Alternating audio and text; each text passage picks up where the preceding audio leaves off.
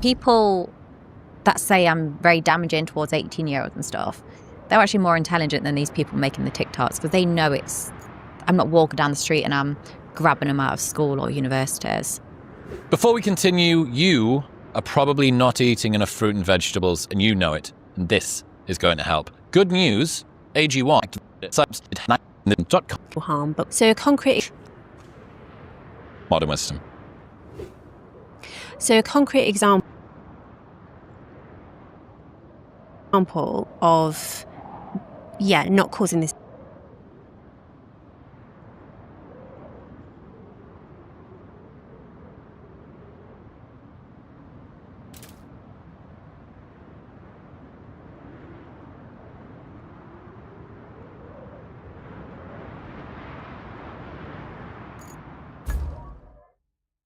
This individual harm, but causing a wider kind of harm, is when you did the 1,000 was it January? Yeah. It happened at the same time and obviously caused a lot of media response.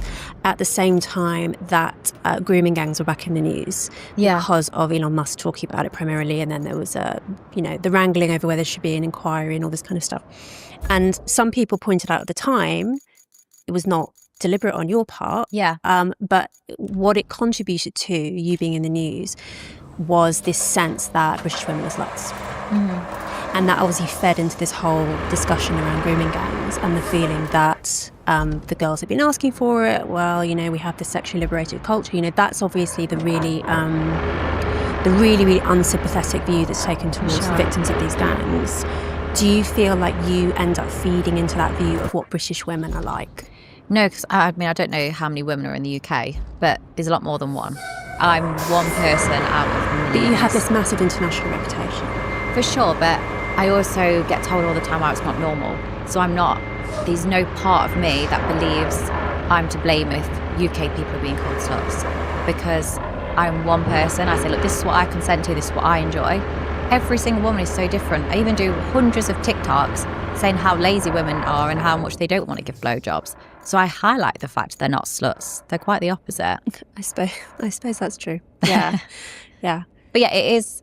I've been asked multiple times if I'm a cover-up, because the same time I've done something big's gone in the news, and unfortunately it's been sort of pushed down because my press has, been spoken about more, and that's terrible. And there's much more concerning things in the world to be highlighted and talking about. Okay, you're saying that your sex events are false flags to try and drown out some more deserving. Apparently. Okay. I've been asked if I was a spy before as well. Okay. But yeah, it's sometimes the timing's bad, and it's really unfortunate that sometimes my stories have been spoken about more than things that are honestly dangerous and damaging on society. So your concern is there's a kind of propagandistic effect of the type of pornography coming out of the UK that might make it more attractive for foreign people to come here, or for people who don't fully understand the culture to have a sense they haven't been able to do what you've said, which is, I keep on being told that I'm not normal. Something tells me that it isn't the people who don't have an in-depth understanding of what the culture is, because the only way they can say that's not normal is to have something to frame it against. This is normal, this is not normal, this is an outlier. But if all you see is the tiny tip of the iceberg, when you're not delving that deep into culture, you just see what is the biggest story, which happens to be you. And if it's consistently, to be honest, you and Lily Phillips, you both guys in the same part of the country as well. Yeah. It's a funny coincidence.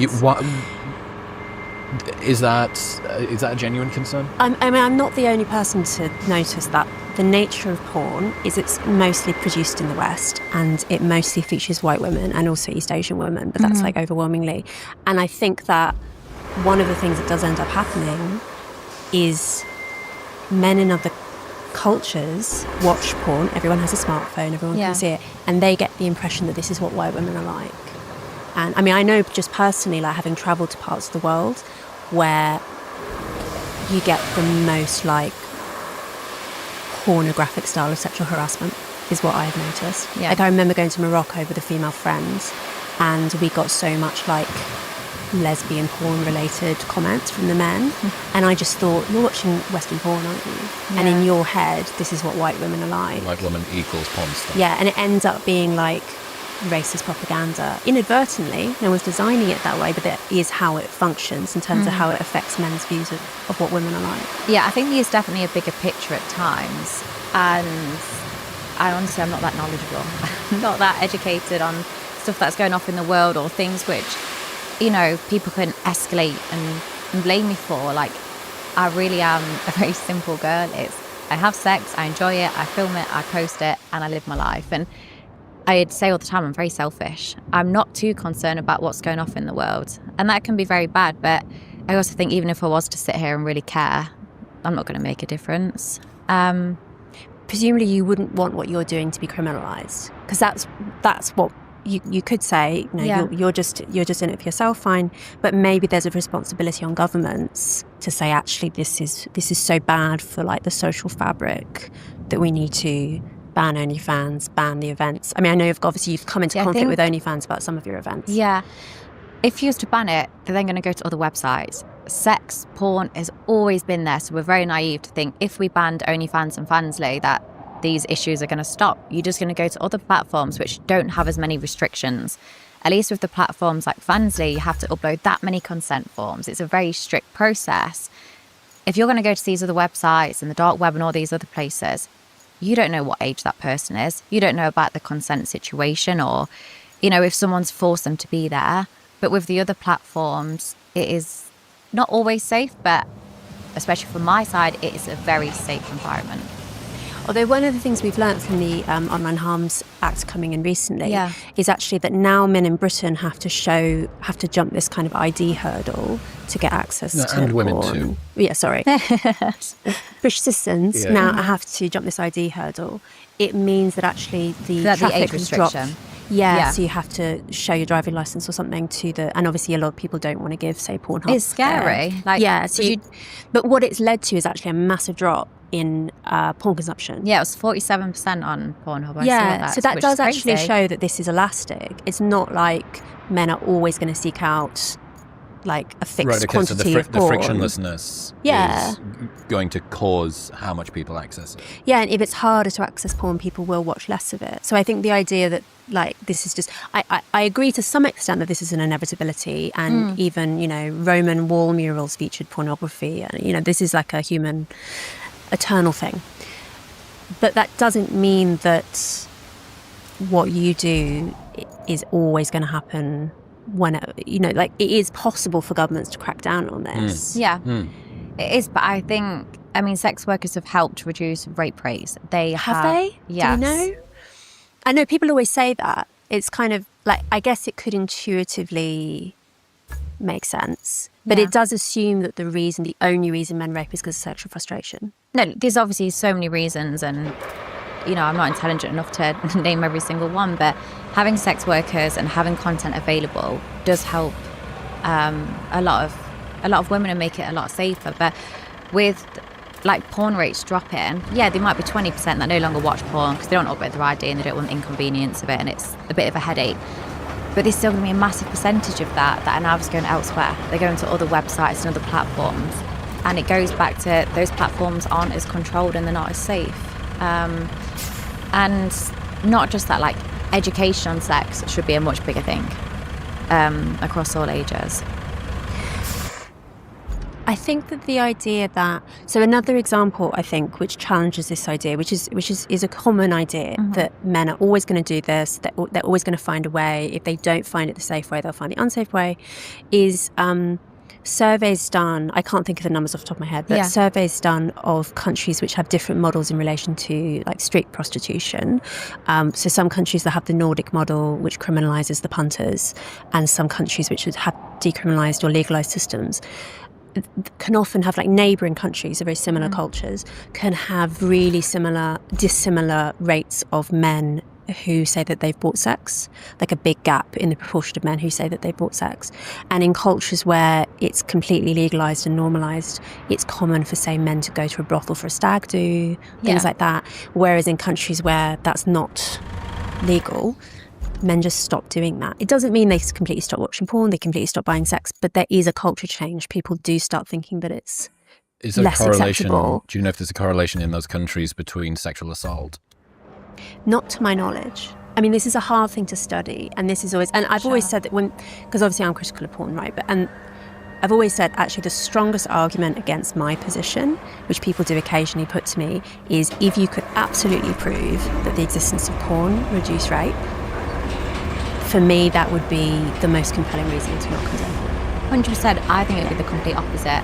These guys, and I don't know, but I'm just thinking of a scenario, but if a guy sat there and he was really horny and, could be angry and he's worked up, but he's able to access it on his phone, he's able to release himself. And a lot of guys, after they've released, they're like, you know what, they no longer have the urge.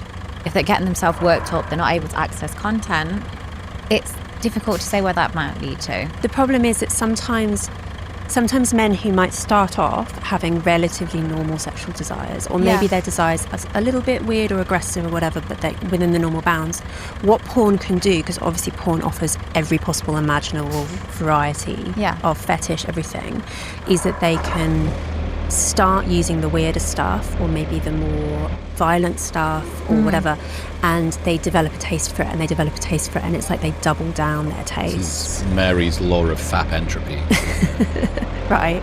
And anecdotally, it's hard thing to study, but anecdotally, men, like it is primarily men, do talk about this, that they might have had a little bit of an interest in something, but then the porn basically allows them to like massively grow that interest, and little neural highways become motorways, and this is and then all of a sudden it's the only thing that gets them off, and they get more and more extreme, and to some extent the porn sites feed on that because they want the Pareto distribution guys, they want the guys who are the power users. Exactly.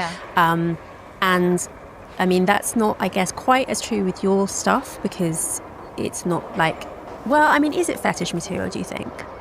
I'd say like some of it is the like massive events, the gangbangs, but to be honest, in terms of like the sex world, there's some stuff I watch and it's like solo content, and I'm like, oh my god, that's crazy, like they've just got this massive dildo up their arse, and I'm like, that's insane. Whereas they'd watch me doing a gangbang, they're like, no, that's insane. So everyone's got different things which they class as a fetish or extreme. For me, I guess it is somewhat of a fetish. Like gangbangs isn't for everyone, but it's not a fetish compared to like some of the stuff I see online, or some of like the BDSM, or some of the things which I deem crazy. But to some people that's probably normal. You do lean towards rough sex and sort of pro choking, at least for yourself. Yeah.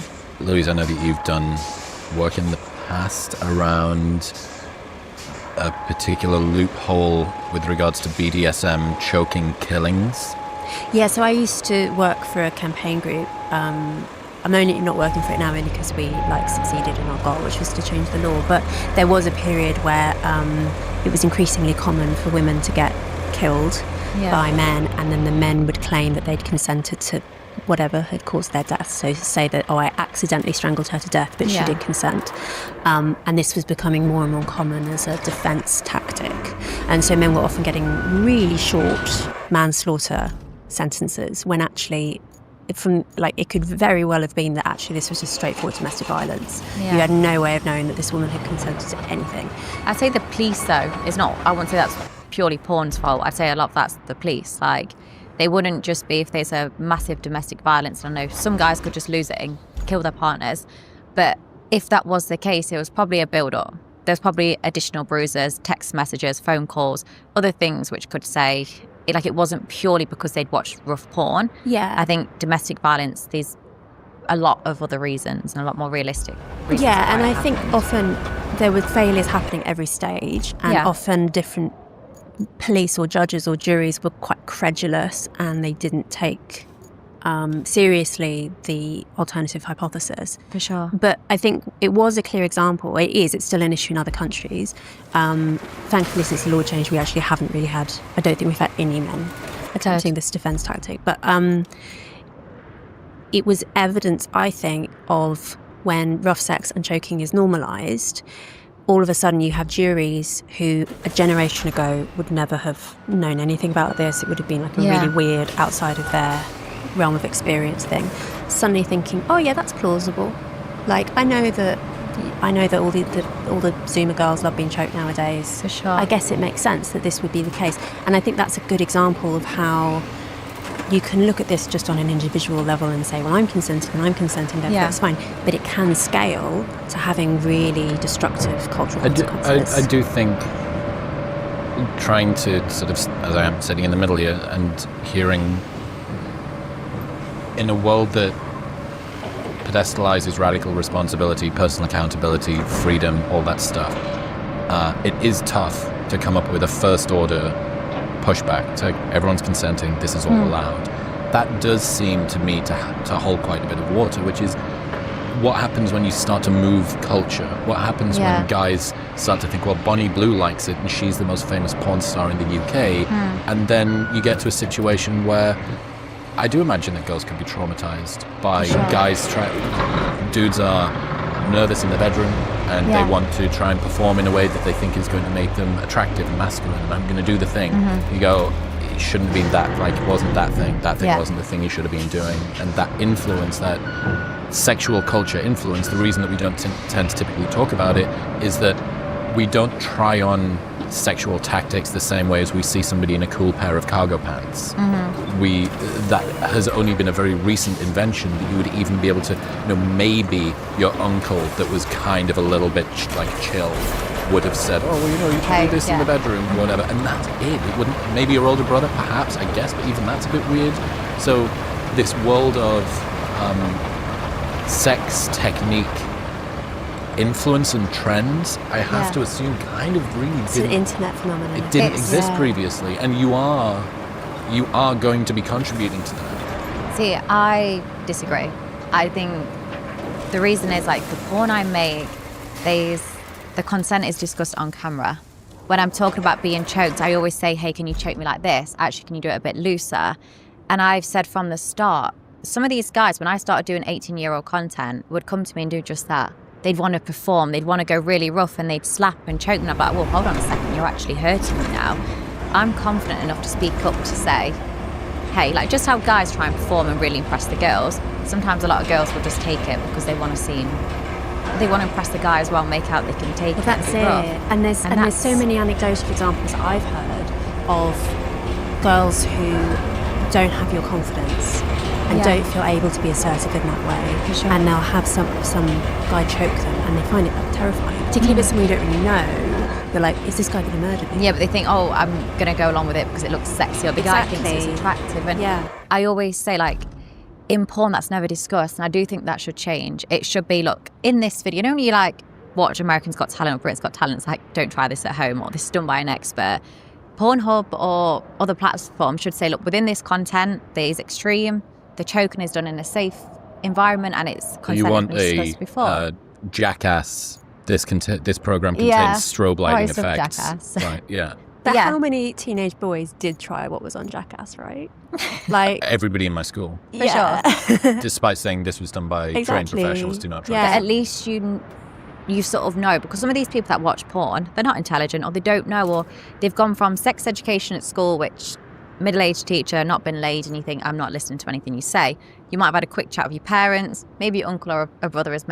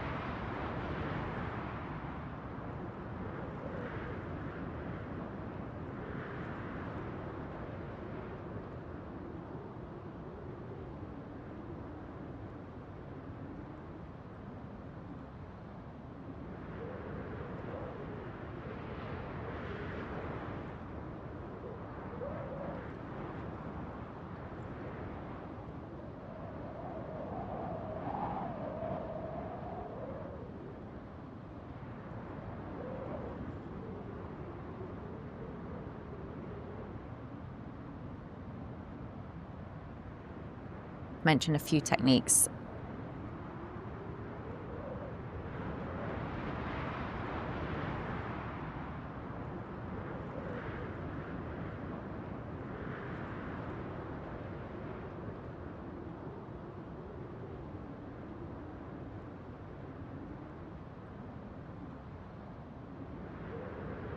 that's it. You feel as a guy, oh, okay, I just need to try and give this crazy performance. I'm going to do it rough, slapping, hair pulling, and give her this crazy sex. And she probably doesn't like it. She's going to be too nervous to say. But in the sex I have with these 18-year-olds, or sometimes older because they're not very experienced, I explain to them how I enjoy to be choked, how long to choke me for, move your hand down a little bit. And that's all left in. I don't edit that out. I don't crop it. You see that in the video. And discussing consent isn't weird. It's sexy. It's sexy to say to a guy, I really like it when you do this, or can you do this, or, stick another finger in.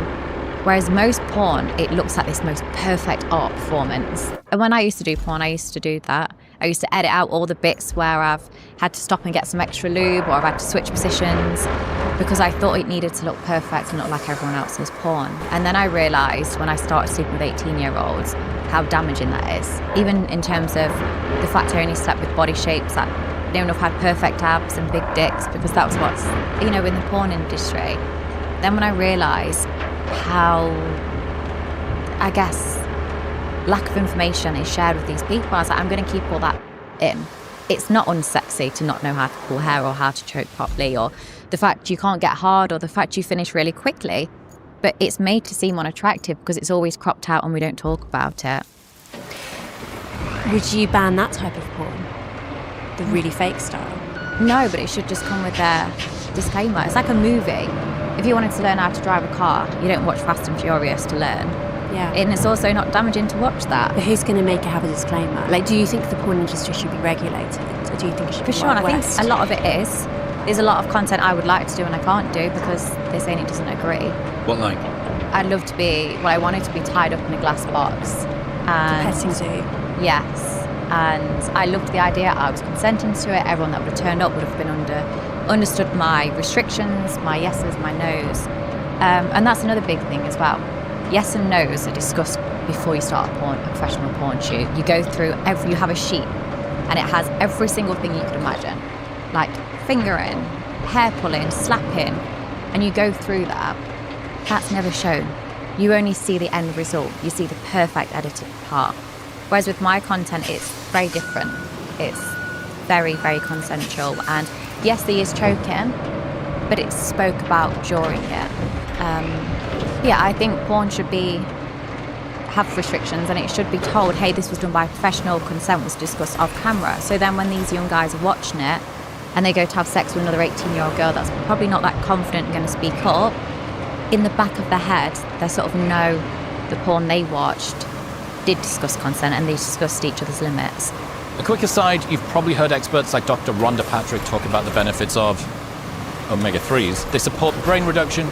They support brain function, but they reduce inflammation. They improve heart health and are backed by hundreds of studies. It's really tough to get enough through diet. No one's eating that much salmon.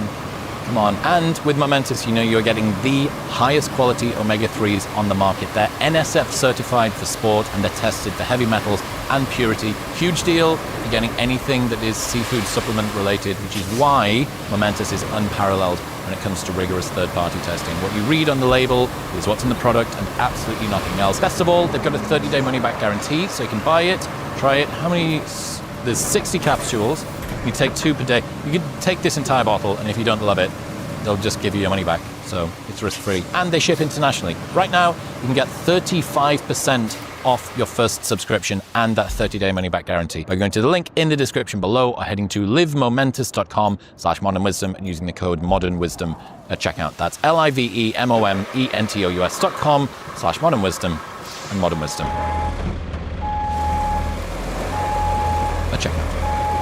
You admit that you're an unusual person, you're an unusual woman. Like there are a whole bunch of ways in which your preferences, your personality is like you're like a far right tail on so many different traits. Yeah. Is it really true to say, therefore, that when men watch your content, they're learning about how they should have sex with other women? Not always, no.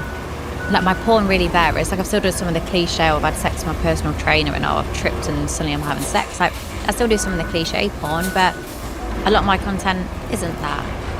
But I'm not also saying, oh, come and watch me for a sex education lesson. And I wouldn't be the right person at this moment in time to educate properly on sex because I could say something which contradicts that, but I do think more things, especially porn, or whether that's at school or university, should be discussed about consent, sex, people's different limits, things they enjoy, because everyone just gets embarrassed about the conversation. Your parents might say, look, don't have sex, or you have to wear a condom, and that's sort of as far as it goes. We're very naive to think, one, they're not having sex before 18, that they're not watching stuff online, and they don't know what they're doing, so teach them. Nearly 2/3, about 64% of men under age 25 support making it harder to access pornography online, up for 51% in 2013. If young people are becoming more conservative about sex and pornography, how come Bonnie's still breaking records? Well, I guess even though you earn so much money, like you've still got your audience is not all men by any means, right? Like, you've got a fairly small number of men who are supporting you. I also sense there's this move against, from the younger men, there's this move, and women as well, against porn. And I suspect that comes from the fact that these are, say, Zoomers who've grown up on the internet. What does Zoomers mean? Like, born this century. Okay. They were brought up on the internet. They were exposed to porn really young ages. I mean, it's often like, I think average age is 11 for boys, something like that. And they've often been exposed to really extreme stuff. And it's damaged them psychologically and sexually, in that they, I mean, like what we were talking about earlier with sometimes weird tastes escalating, but also often, say, struggling with erectile dysfunction when you're actually in the room with, like, if you've trained yourself on porn and on your own hand, when you're then in the room with a real woman, you might not be able to get it up. For sure. Or having unrealistic expectations, just not being able to find normal women as attractive because you've become used to watching women like you. And I think that a lot of men have just learnt from their own personal experience, and just purely selfishly, like regardless of whether or not porn is fair trade, they've learnt that actually it's bad for them. Yeah. And it's probably bad for everyone. Like, I mean, when it comes to porn addiction, for instance, I wouldn't wish it on my worst enemy. It's a terrible thing So to I think suffer even through. with porn, like you mentioned then, they think unrealistic body shapes because they're looking at these women that, no, we do it for a job. Well, it's not a job in most people's eyes, but they also shouldn't do that, though, because that's stupid, because probably the porn they're watching, their penis is probably half the size of that, nor do they have a chiseled six-pack. So, it is terrible when some guys can no longer get hard because they've watched so much porn, or they have unrealistic expectations of women, and they shouldn't, because one, most probably don't perform like a porn star. But I'm not saying porn's the answer for everything. There's a much bigger issue, problem, but I don't think banning porn is the solution of that. I just think it should be better regulated, and more conversations about just sex in general, whether you can't get hard, you struggle to stay hard, you come really quickly, or maybe you don't come at all. It should just be more of a conversation and less taboo, so people become less embarrassed by talking about it. But should people watch more porn? Because there's quite a big chunk of the population that don't watch porn at all. Probably more varied porn. You shouldn't always just watch one type of porn. That's not going to be the issue, though, if you're talking about people who are being educated and getting used to sex in general.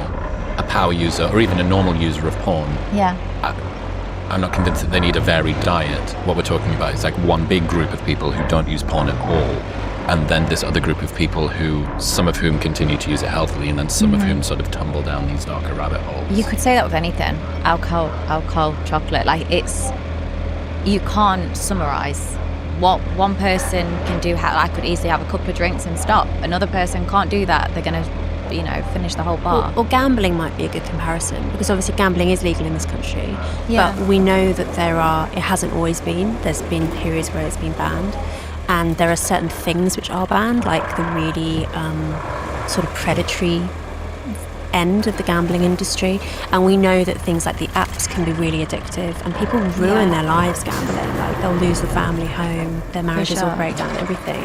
And so I certainly think there should be regulation. I think most people do. If you're, I guess in this comparison, like, you're like the gambling boss who owns the app that's like normalizing this, bringing this into everyone's homes. Like, is there not some sense of responsibility. Like he's obviously he's playing by the rules, he's obeying the law, but it's if not I had a virtuous. subscriber saying to me, like, look, I've spent so much money on you this month, I can't afford to pay my mortgage, I can't afford the food shop, 100% I'm like, look, let's just chat, stop spending so much money on me, I clearly want you to be able to pay your bills and do your food shop. So yeah, when I'm speaking to guys online and they'd, just sometimes disclose very personal information with me, I would never want to put them in a difficult or vulnerable situation, but I can't be responsible. Have you got an opinion on the financial domination industry? Are you familiar with this? About where, like... Findoms. Yeah, so like girls will... Like a guy will pay for a girl's life and then like completely rinse their bank account. Yeah, I mean, it goes even more extreme than that. That the end of this is typically guys will get their paycheck and then immediately send all of it to a girl who drip feeds money back to him as he begs for his own money back. Oh, yeah. Now, it's this very odd, is this consent? Is this an addiction? Like, you are transferring this to them. Yeah. A lot of the time, the girls that are doing this will have compromising material. I know a friend that was at university with me who was doing this with a guy, and she had videos of him coming in a cheeseburger and then eating it. And he was married. He was begging her to have £1 so that he could put some fuel in the car. And she says, there's 50p, get the bus to work. And his bank account has nothing and his wife is completely unaware that this is happening. Again, with that, consenting adults, this seems to be, I'm trying to find where your limit like is morally for me, stuff. I wouldn't be happy with that. But that's the just first use of the word moral in this conversation. Right. So, yeah. Yeah, morally, like, that's not for me. That isn't something I'd enjoy. I wouldn't like that. I'm not doing this for power. You know what's interesting? That a lot of what you talked about in the very beginning, your justification, was around finances. Yeah. So we may have managed to find something close to the bullseye of where your sort of sensitivity sits, which is... Don't make people poor, Chris. That would be... Exactly. You may play with my private parts, but not my bank account type thing. These days I want people to be happy, but then it's weird I say that because that guy clearly enjoys that. And I have got some friends that will absolutely rinse guys for money. And their sort of argument, which is true, if it wasn't them, it'd be someone else. And at least then they know they're going to do it in a very controlled situation. But for me, I just wouldn't feel comfortable with that. And everyone is really different. You found a limit. But congratulations. For me, it stressed me out. And it wouldn't sit comfortably with me. Loads of things will. Like, I'll take virginities, I'll sleep with 18-year-olds. And those girls would probably say, God, that's disgusting. I wouldn't feel comfortable with that. But for me, I'd be stressed and be going to sleep thinking, oh my God, like, what if the wife needs to buy some emergency shoes? What do you think that Bonnie has lost by doing what she does? Aside from dignity. Has she lost anything? Well, you've lost some future choices. Obviously, you've gained a lot of choices in terms of your finances. Yeah. But there are now all sorts of things like you couldn't become a teacher. Would just be one example. No, imagine how irritating that would be. What, a salary of 25k and 20 days annual leave? Like, I'm guessing you wouldn't necessarily want to, but like there are certain things. If you ever end up having children, have you thought about that? The impact that will have on them in terms of everyone knowing what their mum I've not thought does? about it really deeply. It is a question I've been asked before. I would like children in the future, I think. Yes, it's going to be difficult and horrible for them for sure at moments, but they're also going to have the most beautiful life. And I know money doesn't buy happiness, but it will buy me so much time with them. I know for most of my friends that still work, their children go to childcare full time. They miss their first steps, their first words.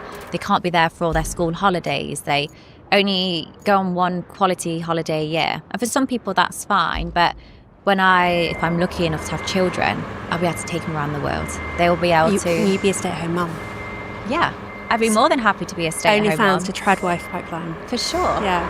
And I have no issue with that. But for me, the memories I'd be able to give my children, and even in terms of healthcare and the life they'd live and the security they'd have, they'd be able to do whatever they want in their life as well. They'd have enough money to either invest or never work if they don't want to work, or maybe they want to do charity work. Or like a lot of people, when you like sort of don't have money, you sort of just go into a job. But if you actually had all the money, you'd take a lot longer, I think, in choosing what you want to do or what you want to achieve with your life. And I'll be able to offer my children that. But of course it's going to come with backlash and comments, but whether you're too pretty, you're ugly, skinny, fat, your mum might drive a weird car, kids get bullied on. So I think it would be stupid. There are levels to this game, though. For sure, like, oh my God, your mum's Bonnie Blue and she slept with 1,000 people. But it's, yeah, they will get picked on. What do you reckon? What do you reckon's the percentage likelihood of you having a family in future? I'd say quite high. I'd say very likely. Before I was very fixated on having children and having a family because of society, thought, okay, you sort of finish school, maybe you go to university, you get a job, you find a partner, you get married, you get a house, you have a couple of children, and that's what I just thought life was. And as a whole, that is, if someone said to you, right, describe life, that is what you would sort of say. That's also what you're made to believe happiness is. Everyone looked at me, because I had all of that before, with just no children, thinking, God, you must be so happy, you live the most amazing life. And I thought, I'm with the wrong person. Like, I'm happy, but I'm not in love with him, or I live this life and it looks perfect, but it's not for me. And yeah, it took me a while to realise that. I've realised it, and that's the main thing. Do you think you'd have taken the same path in life if you'd had kids with your ex-husband? I probably would have done some sort of sex work later on, but probably not when the children were still young. And I probably would have lived off my husband's wage for a few years, would have gone to go back to work. I thought, you know what, I don't want to, I want flexibility. Because that's the other thing this, sex work offers. You don't have to be very public with it. Like when I did cam work, I could have done that and no one would have known. Or you don't even have to show your face, or you could wear a mask. Like, sex work isn't always extreme. There's a lot of people that do sex work alongside a normal job and no one ever knows, and it's just a bit of extra cash so they can go on nicer holidays. So yeah, I probably would have always done it because it gave me instant flexibility. And I know you could do multiple other things and get that, but it's also not very realistic. What's the biggest downside from you being famous? I've heard you talk about not really going out alone anymore, for instance. Yeah, like I have security, but I think that got sort of, not twisted, but people thought it's because people are horrible to me, or it's, I can't go out without someone shouting something negative. It's the complete opposite. It's because I can't walk anywhere without people swarming me for photos, people coming up saying hi. And that's men and women. Families. And women. The women are probably, I say the worst, they're the ones that are coming up non-stop. I even have mums with children under the age of 18 saying, can you grab a photo for my son, or can we grab a family photo with you? What do the women say that aren't the mums with the kids under 18? A lot of screaming like, oh my God, I can't believe it's you. Oh, I love your content, I love your videos, I've seen you online. It's, honestly, I received near enough zero hate in person. That's surprising, Louise? I think it's not surprising in person, because I think in general, most people don't want to be negative to someone in the flesh. Like, if you don't want to probably see me internet. say hi, then they're like, oh, I fucking hate that girl. Like, I'm not saying that they're talking positively about me, but even some of these families, and some of these families that I literally slate online saying, yeah, you stay at home, you don't do anything, you complain. And then I was at the airport recently and I saw a family, and it looked like the exact family, I mean, this is me judging, that I slate online. I thought, oh, here we go. And there was quite speaking very loud, and I thought, oh, they're going to say something. And instead, it was like, oh my God, can my husband grab a photo with you? Oh, we find you so funny. And it just makes me realise, like, the hate you get online, I'm probably one of the most hated people in the UK, if not, across all countries at times. But in person, I am very much loved. So the security isn't because I can't leave the house scared. It's just because I need to be able to get somewhere and I get completely swamped for photos. You've probably heard me talk about Element before. Come on. Frankly, that's because I'm dependent on the sensitive / modern wisdom. Chris and I were talking earlier about the fact that we're both very we don't like negative feedback. We're quite sensitive, right? Like, we don't. And for me, I find your ability to just withstand that level to say something like, I'm probably the most hated woman in Britain, and be quite chill about it, I find almost as confusing as your ability to not be repulsed by a bunch of fat, ugly men. I don't know where it's come from. I don't know. Were you always like that? No, I'd say I've not always cared what people thought, but I've never been this much oblivious. Well, not oblivious, but so much I don't care. Flippant about it. Yeah, like I don't know where it's come from. And my sister, she's really sensitive. Like one of the hate comments the other day was like, oh, that bedsheet, I did like a day in the life vlog and I was at home. They said, oh, her bedding was from Shein and it made her cry. Like she's very sensitive.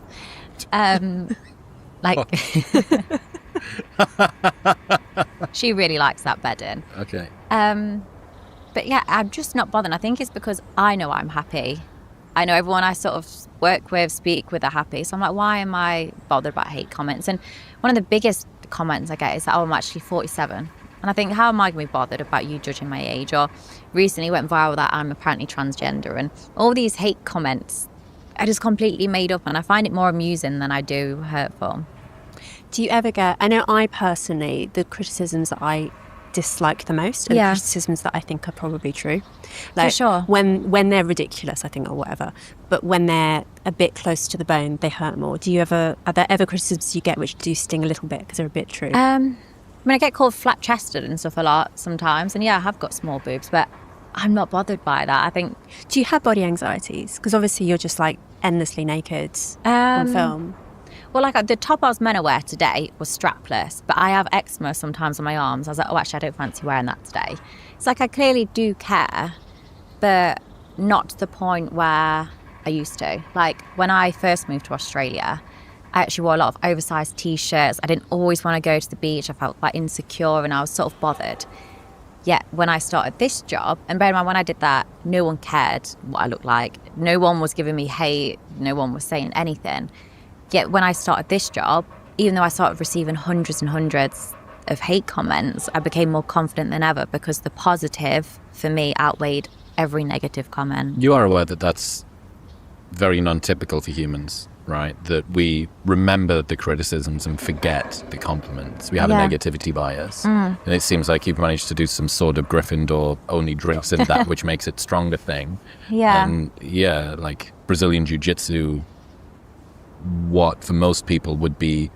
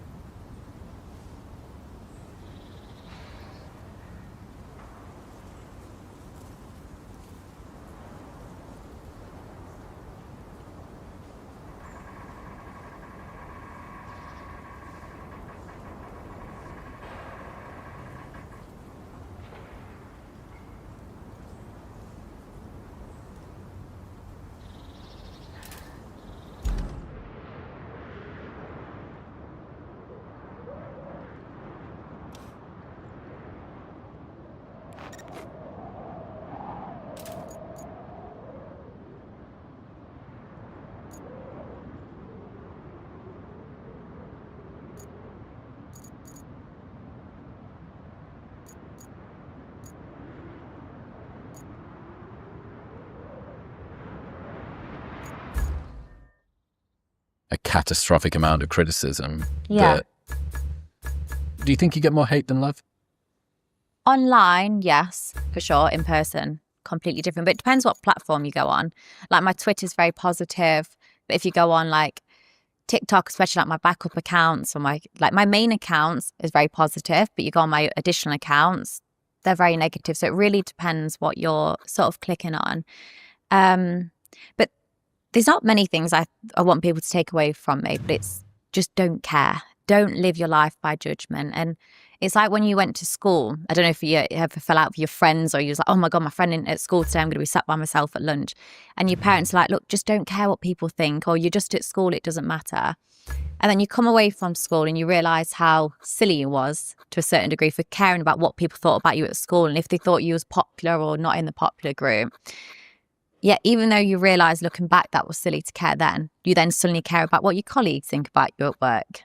And then when you leave that job, you realise how insignificant to a certain degree their opinion was. But then you keep continuing to stress about your current surroundings.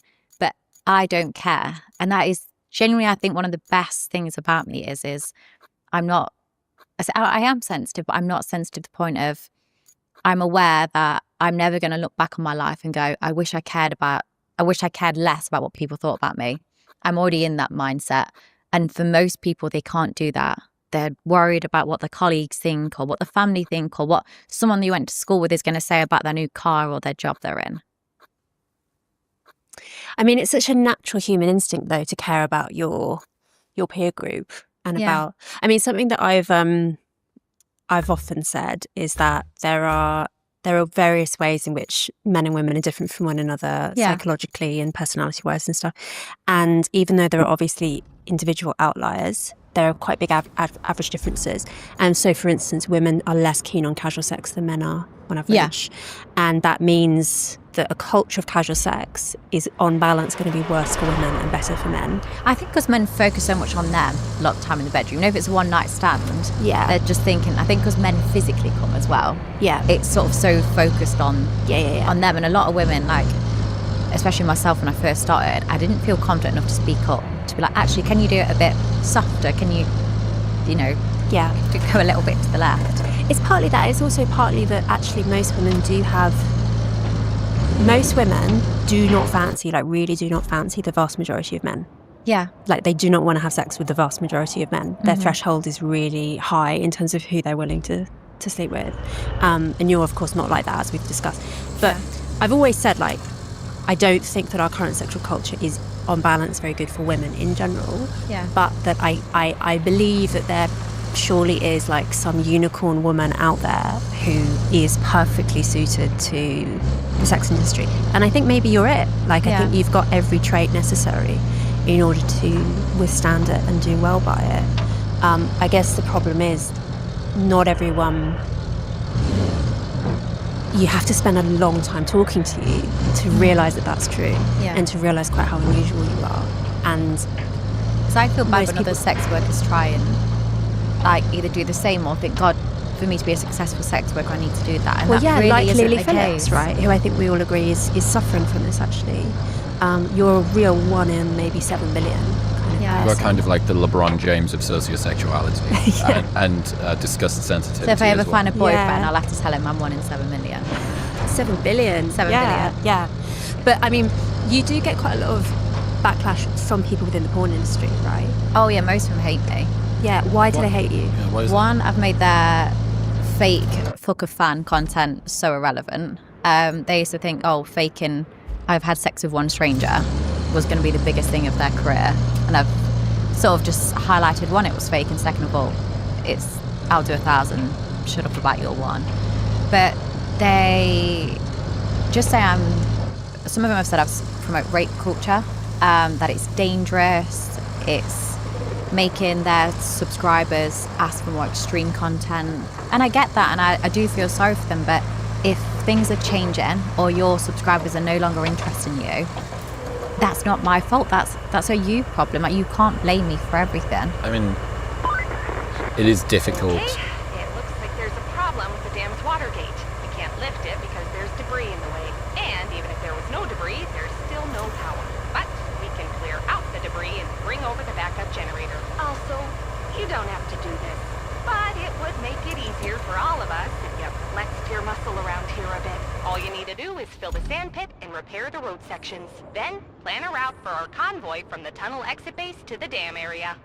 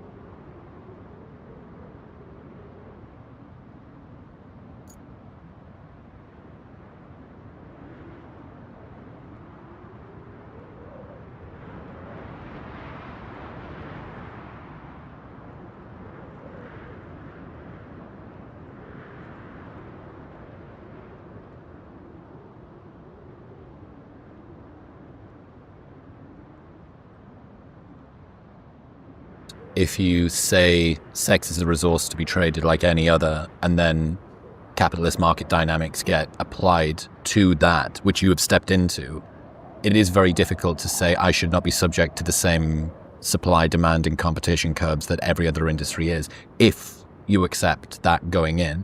Now, I think the problem is that people get this sort of crossover, and this is something that Mary's written about, which is the world is at a weird intersection at the moment, that sex is simultaneously completely meaningless and can be done casually and doesn't have anything beyond the physical action attached to it. You can sleep with them and not catch feels.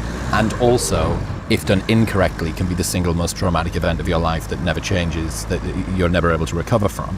And squaring the circle is difficult, and I think this is where it kind of meets, when you actually see like the raw economics of this, that you think, well, if consenting workers within that industry are having to up their consensual work ethic, work rate, level of work extremity, it would be like having a salesperson who is particularly unbelievable at sales because of one. As someone who is critical of porn and the sexual revolution and everything, you're almost doing my job for me, because you're taking everything to its logical conclusion and highlighting there are fundamental problems with this worldview. Mm-hmm. You're like, it's very hard because there's a lot of people who say that they are in favour of sexual liberation and pornography and so on, but they're not in favour of Bonnie Blue.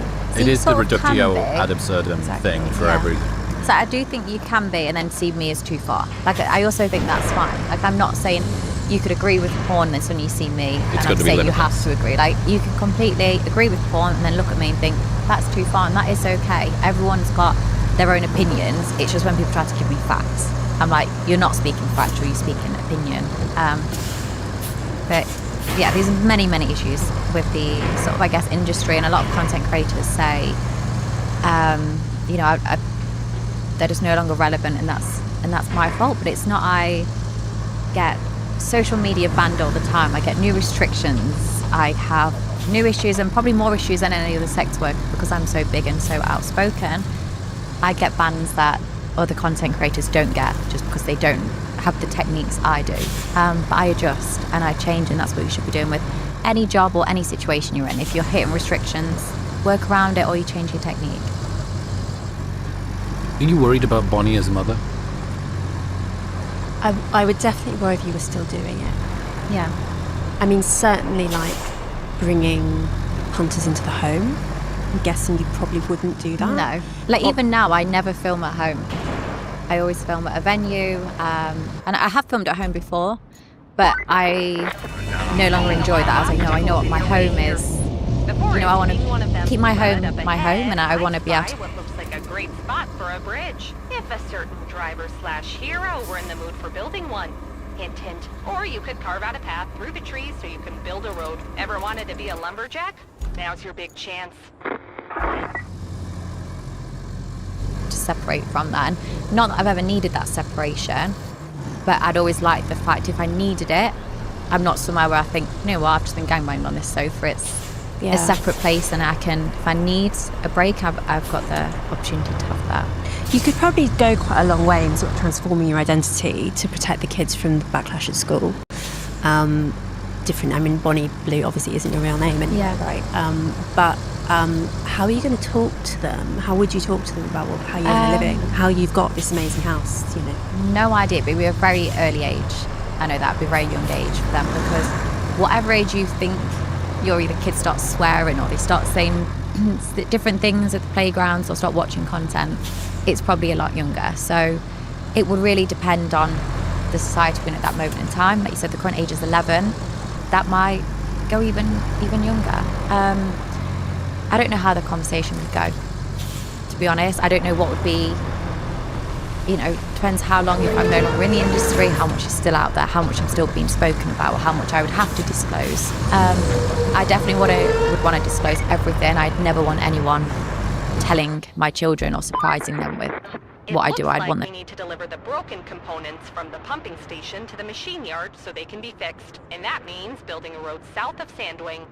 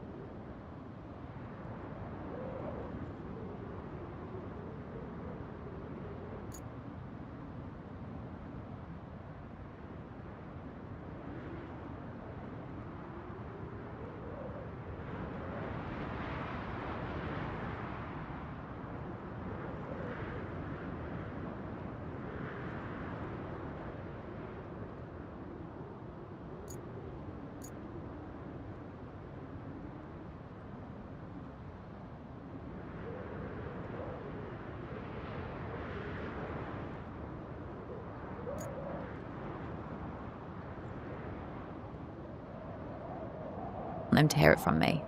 And that's sort of how I deal with my family at the moment. Anything I plan to do or anything I do, they hear it from me. Even with, I did a documentary recently and it showed a lot of sex. It showed a lot of the gangbangs, a lot of the things I get up to. And I actually took my family to the screening. And some of the journalists was disgusted that I'd taken my family there. And it was hard to watch it with them, for sure it was. Did you know it was going to be as explicit as it was? I'd watched a rough edit and I knew there was going to be sex in there. I did not know it was going to be as explicit as it was. And I was thinking during it, like I was sat next to my dad, my grandma was there, my mum, my sister, her boyfriend. And there was times where I couldn't look at the screen. I had my head down. Why? What was that sensation that came up for you? It was me showing my pussy saying, I've just been railed by X amount of people. No, that's what was on the screen. What was the sensation that came up for you when you were sat in the seat? I just felt a bit sick. And it wasn't because of what I'd done. It was just, this is the first time my family have really been exposed to this right now. And they're sat front row in like this cinema room and they've got journalists behind it. I'm going to just keep my sort of foot on this point for a second. Yeah. Beyond feeling sick, what was the emotion that came up? Like, what was the feeling? What was the sense beyond physically how it manifested in your body? I was just hoping like my dad was okay. Like, I think... Again, that's not an emotion. Yeah, but apart from literally feeling sick and thinking like, oh my gosh, I hope my dad's okay, that was all that was going through my mind and what I was feeling. What were you worried he might feel? I don't know, like potentially be disgusted, potentially think this is too humiliated? much. Yeah, you mentioned possibly. front row, so they've got journalists looking at them. So was that feeling of like exposure? Journalists behind. Yeah, it was hard, and I would just like I always want to protect my dad. Like my dad is super sweet, and I don't wrap him in bubble wrap at all. They're fully aware of what I do and to the extreme, and they're fully supportive. But yeah, during the whole documentary, I was sort of like, oh, I felt so nervous. I just wanted to say to him, like, how do you feel? Are you okay? Like, okay, so you did feel nervous there. Yeah. The reason that I say it is I want my family to be proud of me, and I was worried them seeing that might taking that feeling away. But there was other parts of the documentary. My mum, dad, my grandma, they're all laughing. They're finding it funny and they're happy. And the other parts, they just looked away. But I'm really glad they watched it because their friends have gonna have watched it. Everyone in that town would have watched it. And if anything was to say anything to them, they're not going to be shocked or surprised because they've watched it and they know what to expect. And that's how I guess I would treat my children, is just always being very transparent with them and sort of not hiding things from them because I know they'll find out. How do you feel about your daughter doing what you do for a living? If I had a daughter, I would explain, look, I'm very different. Most people are going to be very hurt by this. They're not going to be able to deal with this mentally and physically. But if they wanted to do that, I would not disown them. I wouldn't be like, no, don't do it. Like I said, the main reason I got into it originally was money. Yes, that has shifted, but they would have so much money and so much opportunity to do anything they wanted. And not many people are like me. So I can't imagine my daughter would want to do it just because, you know, not many people do. You're the LeBron James of porn. Yeah. But if they did do that, as long as they understood it's not, because I think sometimes I make it look very easy. I make it look like it's a breeze in the park, and because for me that is, and I think that's what can be damaging on society, or it can be hard for people online because they see me going, oh, I earn loads of money and I'm really happy and I love my life. Most people try and copy it. They're traumatized, their families are upset. So yeah, it's just making them aware I do say it's easy because I think of my dad working hard. He worked 2 jobs, he worked night shifts, he had to work in terrible weather conditions. I'm like, that's hard work. Me lying on my back ain't that hard. So it's not hard, but it is hard. I was just thinking of that scene in Blackadder. Do you remember when Blackadder goes, the second series? You know how to finish a road, don't ya? Almost a shame we just haul machinery on it. Maybe we can make it a racing circuit. I'll ask around.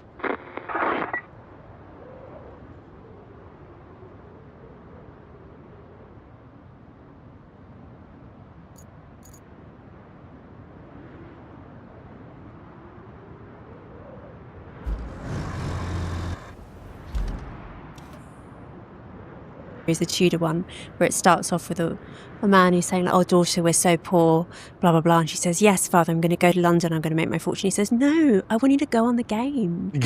Just make a living lying on your back." I'm going to make back out. You say it's easy because I think of my dad working hard. He worked 2 jobs. He worked night shifts. He had to work in terrible weather conditions. I'm like, that's hard work.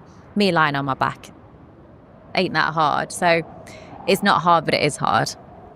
I was just thinking of that scene in Blackadder. Do you remember in Blackadder goes, the second series, the Tudor one, where it starts off with a man who's saying, like, "Oh, daughter, we're so poor, blah, blah, blah." And she says, "Yes, father, I'm going to go to London. I'm going to make my fortune." He says, "No, I want you to go on the game. Just make a living lying on your back. It's so much easier." What would you think about your son having sex with a future Bonnie Blue, aged 18? Oh, losing 100%. his virginity? Yeah, no, I'd be recommending it. You'd be recommending it? 100%. 18-year-olds, when they lose their virginity, it's an unsafe environment. They've probably been drinking. They're under the influence. They haven't discussed consent. They haven't discussed the choking, the hair pulling and all of that.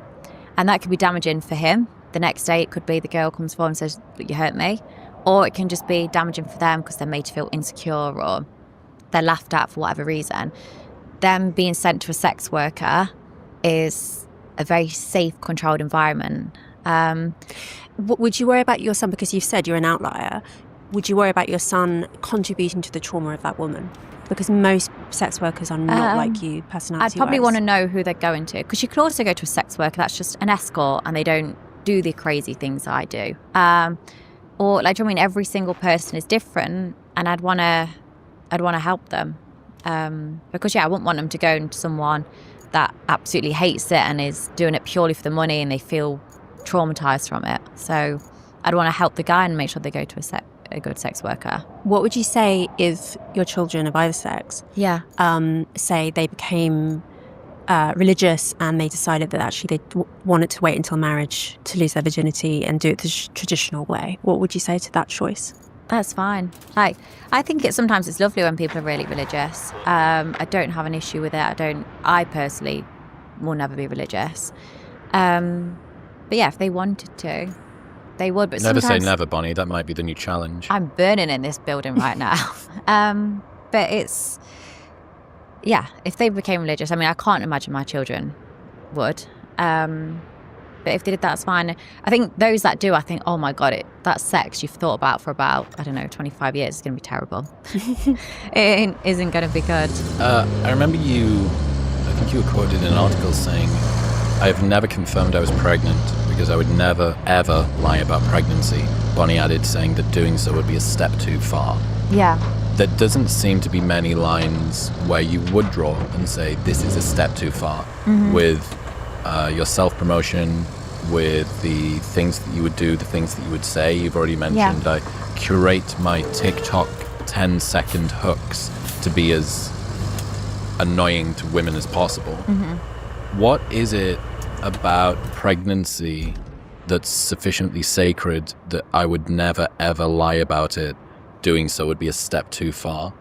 I tried for about a year and a half with my partner to get pregnant, and I was unsuccessful, and I found out if I wanted to conceive, it had to be through IVF, which was really hard, especially at the time. I would not have had the money to go through IVF. I would have had to save up for a couple of years, and when your friends around you are having children and everyone's falling pregnant so naturally, it was very hurtful to continue to try, and even buying like all the ovulation tests to help my chances. It was really expensive and I couldn't afford to keep doing it. So yeah, the press in a nutshell, I think this was like shortly after the 1000 there was rumours saying I was pregnant. It started off on TikTok, then it was on Twitter and then Instagram. Lily Phillips was doing the same thing, I remember. Well, yeah, the rumours had started about me on TikTok and all these other social media platforms, and then journalists started reaching out saying, we want you to comment on your pregnancy, and we just ignored it for a couple of days, thinking, well, we're not commenting, I'm not pregnant, I don't know where this is coming from. And it just continued to escalate. So then I decided, okay, let's play into this, and then we'll use the extra income we get from the more press, the more views, to put towards somebody's IVF journey. So the only thing I did do was upload a photo on my Instagram story of a pickle covered in chocolate and sprinkles and put cravings. And then the following day it was, oh, Bonnie confirmed she's pregnant. Oh, Bonnie's comments on the fact she's pregnant, and I hadn't. Like, there was already 10, 20, 30 articles saying I was pregnant, even though I hadn't commented, I hadn't said anything. And that's obviously hurtful. Like, I was fine with it, but I knew I couldn't get pregnant. I knew I couldn't fall pregnant naturally. So that obviously wasn't very nice. And then I think like 48 hours after that, I did a YouTube video and just said, look, hey, I'm not pregnant. I uploaded one video for Pickle. The journalists seem to think it's okay to make stories up about a woman and a woman's body without understanding my situation. It's sensitive for you. Yeah, for sure. And I can't get pregnant, and I'm going to use this money.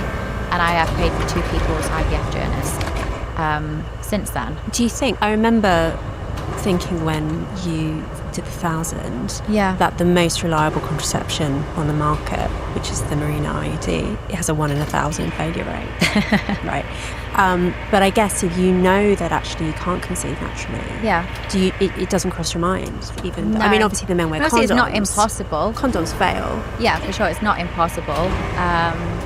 But yeah, the chances would be beyond slim. If they're less than 1 in 1,000, then yeah, it'd be beyond slim for me to sort of fall pregnant. So yeah, that's where the whole pregnancy thing came from, and that's what I said would sort of be too far. And even that, I got backlash when I then went and did a bit of a press. You know, I think went to Daily Mail and a few other articles for the places, and just did some general press. I think I was heading to spring break shortly after that. And they asked me about the pregnancy, and they was like, why do you think it was okay to upload a photo of the Pickle? Even though the Daily Mail had already uploaded an article prior to that saying I was pregnant. And I was like, so it's okay for you to say it and to apparently confirm I'm pregnant, but then when I upload a photo of the Pickle, I'm the one in the wrong. I then mentioned about the IVF journey, and the woman was like, well, you should have just done that without ever uploading the photo of the Pickle. And I've said many times, you don't have to be charitable. If I want to burn the money on clothes and whatever I want, I will. But if I also want to help someone out, I'll do that as well. And that's when I think I became very aware of no matter what good I do, it will always be twisted. Like, even that was put in a very negative light. I'm interested in that particular area of sensitivity. Yeah. And you've had varying levels of strength of accusation that you're a psychopath, or on other corners of X that you're possessed by demons. Yeah. Would you say the reason I asked and kept on pushing about and what did you feel was to try and get that embodied sense from you as somebody who doesn't seem to have much discussed sensitivity, the tail end LeBron James of sociosexuality on the far side. How would people have described you as a kid? Were you an emotional girl?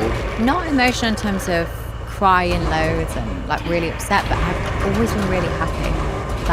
And I've recently, which has been wrong for me to say, like, oh, I'm not emotional.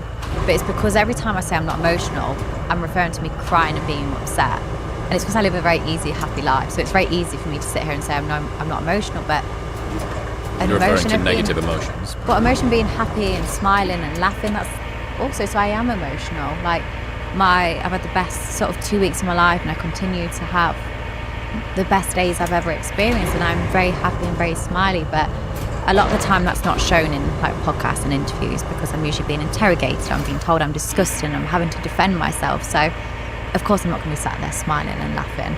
But if you was to watch me, you know, when I'm at spring break and I'm meeting people, I'm nothing but smiling and happy. So people like to pick and choose which parts they analyse me, or some of them will say I blinked after I said a certain word, so that means X, Y, and Z, or I looked a certain way, and it's like, you know, I probably said something in my eye, or I got twitchy, or I got bored. Like, people think too much into things. But I am an emotional person, but not in terms of crying.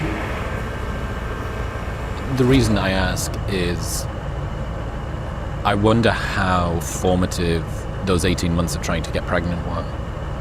And it does seem like a bit of an inflection point in your life. And maybe this is just part of a marriage that wasn't right, and a bunch of things coalesced at the same time. Maybe you did get some sort of realization. Maybe this was one realization that caused a bunch of different torpedoes to be fired at different areas of your life. What I'm going to do in terms of a career, what I'm going to do in terms of a future, what I'm going to see myself as, my level of sexual openness by my current partner.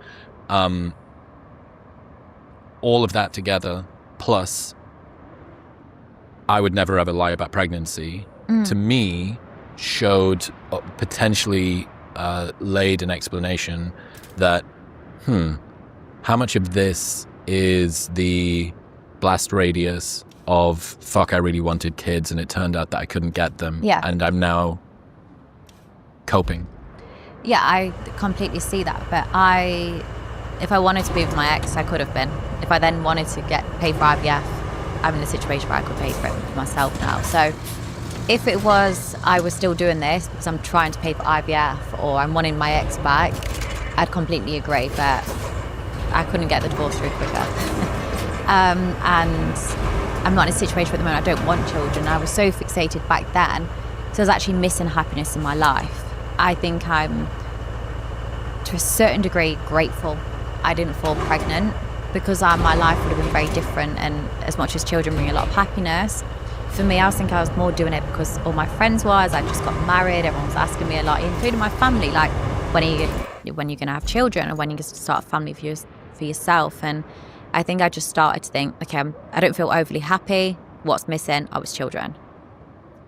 Really, it was having freedom, flexibility, traveling, and doing all the things I wanted to do, but I kept thinking I was too old to do, or, I've passed that now, or I can't just go traveling around the world and go on crazy holidays. I've not got the money, or I've not got the time for it. I presume that this period of trying to get pregnant was before you started camming. Yes. Do you think then that going into, because you talked about how actually before then you had a low body count and actually you were pretty sexually conservative. Do you think that learning about your infertility changed your whole attitude towards sex, made it more like a hobby? Because obviously that is the way that humans come into the world, is through sex. We were all conceived in that way, for sure. Apart from IVF, but that's a recent thing. So there is an obviously meaningful, consequential thing built into it. But if it can't lead to conception, do you think that's fed into your feeling that it's just a hobby, it doesn't matter, commoditize it, whatever?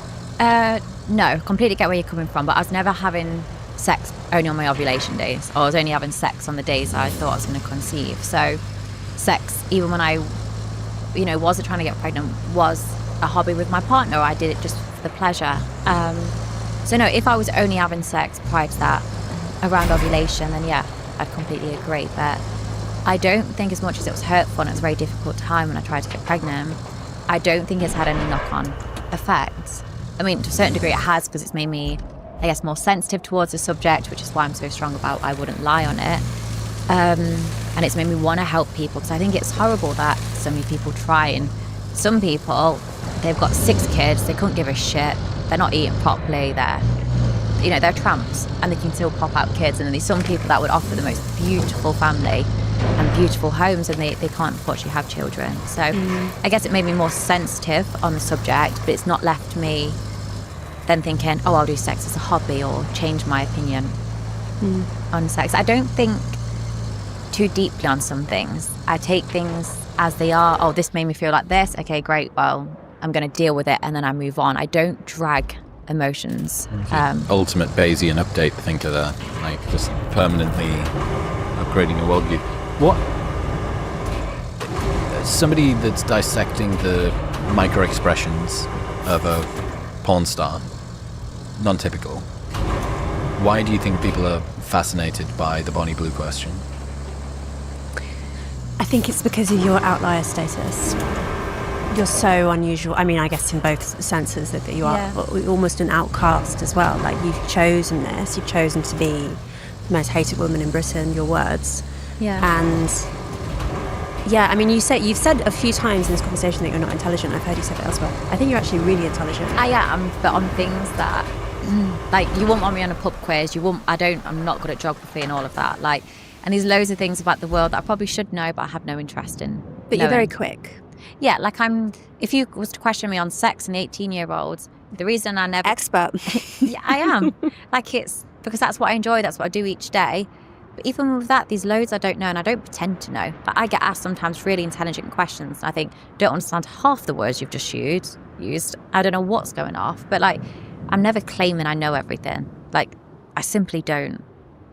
Yeah, one of the things I've noticed in how you talk about people is that you'll be so non-judgmental about, say, men being fat or all this kind of the physical stuff, etc.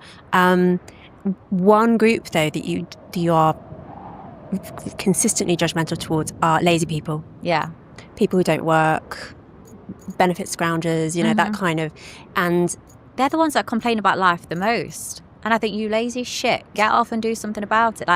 Unless your arms and legs are chopped off, you can probably get up and do something about it. And that goes for other people as well. Like, if you're complaining about something, they're the ones that blame everyone else. And they're unhappy, they're miserable, and they take zero responsibility for it. Like, I take responsibility for my actions, and I have taken my life in my control. And even if I'm talking about to family or friends and they're complaining about something, I'm like, do something about it. Don't keep coming to me with the same issues, because you're going to have a very blunt answer. You're a very high agency person. High agency, what does that mean? In that you set your mind to something and you just make it happen. For sure. And a lot of people aren't like that. And I wonder, because so many people are interested in you because they see you as strange and that you confuse them. Do you feel the other way? Like, do you ever struggle to empathise with why, say, some women really wouldn't want to have sex in the way that you do, or some people are really upset by negative criticism? Or do you find more normal people confusing? No, because I'm actually so normal. Like, I know. Sorry, Bonnie, I really need to stop you there. That's not true. Like, aside from, everything we've talked about. Yeah. My day-to-day life, you would be amazed. Like, if you knew me, say if you didn't have a phone, you didn't go on the internet, and you didn't know I did what I did, and you just knew me as a person, you would never add up me as a person does this, because I am surprisingly normal. I always say I'm just a girl. I'm actually very simple with what I enjoy. I'm not high maintenance. What do you spend your money on? Because you've got so much. Like, do you have really expensive taste? I spend a lot on fashion. Like, I really enjoy sort of the fashion side of things, memories. Like, I would sell every single item of clothing I have to make memories. So, like, I recently went to the Maldives and went snorkeling. It was the most beautiful experience. Like, I'd always choose memories over anything materialistic. But it's hard to burn through so much money, to be honest. So I save a lot. I remember, Chelsea Ferguson. Do you remember her? I recognise the name. AdmireMe.vip. She was the girl that founded that, which was a early British competitor to OnlyFans. Oh, okay, yeah. Chels Fergo. I'm dating myself a little bit here, but she was sort of the Geordie Shore world of this. She was huge on Snapchat, and she was like a proto Bonnie Blue. Yeah. In one way. And I'll never forget that she did a stunt that was her outside of her brand new 4-bed new build house in Darlington, somewhere in the northeast of the UK. And there was a brand new range and a brand new Lambo. And the front of the number plates on both sides were Chels Fergo, some custom number plate. And it said, all this from showing pictures of my fanny helped me put petrol in my Lambo. AdmireMe.vip/Chels Fergo. So the rage bait drive clicks through flash on lifestyle, and that's in some ways more materialistic. I don't know if I've ever seen you flex wealth. I've got a Ferrari and I posted that because it was quite fun. Like, the number plate spells porn, the seats say Bonnie Blue, the whole thing is blue. Like, you went very subtle with it. Yeah, like it's like a work thing. Like, if that gets spotted around, people take photos, you upload it online. Okay, yeah, business expense. The first thing I asked, I was like, does it fit through McDonald's drive-thru? Since they've said no, I've never driven it. I've got no interest in it. I posted that, but aside from that, I don't share a lot of the things that I sort of spend my money on. Like, I want to post a bit more about fashion and clothes, because I know if I was watching that as a girl, I've been treed on, how much? Like, I'll go and drop on a shopping trip like 50k and I don't think anything of it. It's just a normal shopping trip. Whereas that would have been a house deposit plus more when I was younger. What do you reckon you'll net this year? A lot of money. A very comfortable living. Can you get anywhere close in a range? No, but I live a nice life, is what I would say. I've heard you say that, I think this is in the Channel 4 doc, so it would have been filmed a little while ago, that you were at the time earning $1 million a month, and your goal was to earn $5 million a month. Yeah. And I thought, listening to that, once you're at $1 million a month, like, what are you going to spend the rest of that money on? It becomes just a numbers game at that point. For sure. Like, I've always said I want to hit 5 million. I think I will hit 5 million a month at some point. But if it came at a cost of my happiness, I'd stop, because my life, ever since I started earning a certain bracket, didn't really change. Maybe when I went from, 50k a month to 400, there was a big difference, and then 400 to the million, probably a bit. But even that, there wasn't much for change. I don't have, yes, I have expensive taste and I do burn through money quite quickly, but the main thing I want is just happiness and memories. And yes, you do need money for some memories. Like, some of the trips I went on was, we hired the boat for the day and I didn't think anything of it. It was just of course I'll hire the boat. No, I don't want other people on the boat. I wanted it to myself. And things like that is what I'm beyond grateful for. I'm like, if I was ever having a tough day, I'd look back at things like that and think, how lucky am I? And lucky's not always the best word, because no one's given me this. But I do just feel every day so lucky and so grateful to have the people around me I do and the life I live. I don't know, to most people I live the most disgusting life, but to me, I couldn't wish for a more beautiful life. Beautiful life, Louise? To each their own, I suppose. I believe you when you say that. It's just the wider effect. For sure. I think it helps that I'm selfish, because I don't care. That, if someone's saying, look, you're having a really bad knock-off effect, you've ruined my marriage, I'll be putting on my flippers and snorkel and thinking, that's your problem. You never get that, tummy broiling, hands shaking, feeling. You never feel nervous in conflict, or those kind of physical sensations. If someone were to say something like that to you, you've ruined my life, Bonnie. No, I'd say, I'd want to understand why, maybe. But you'd be steady like a top surgeon. It'd be more, look, I'm going to understand why, but it's not me. I didn't do it. The fact I don't know your name shows I didn't ruin your life. There's a lack of, I think most things is communication. If I've ruined your marriage, there's a lack of communication there. And I'm not saying that's every case, but for most things, whether that's friendships, your job's not worked, your relationship's not worked, it's simple, it's communication. You were about to say, can I ask? Can I ask a basic question? Why did you choose the name Bonnie Blue?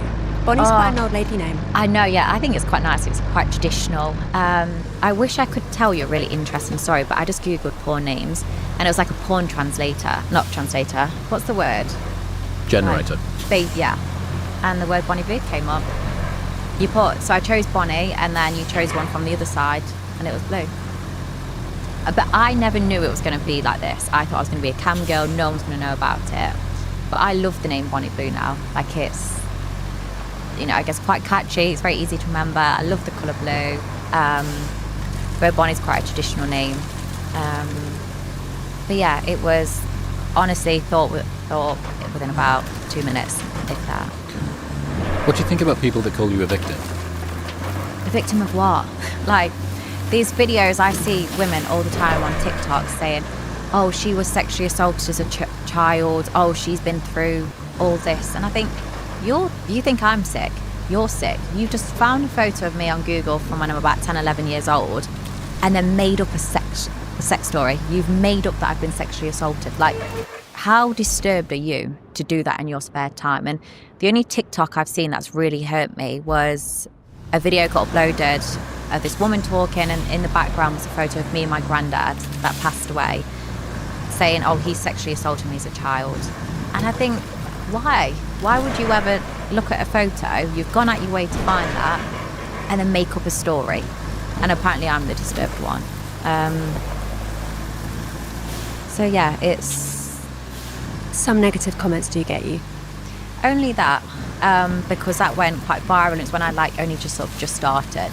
And that made me really think, wow, I've really dragged my family through this. Because I chose to do this, but my family didn't.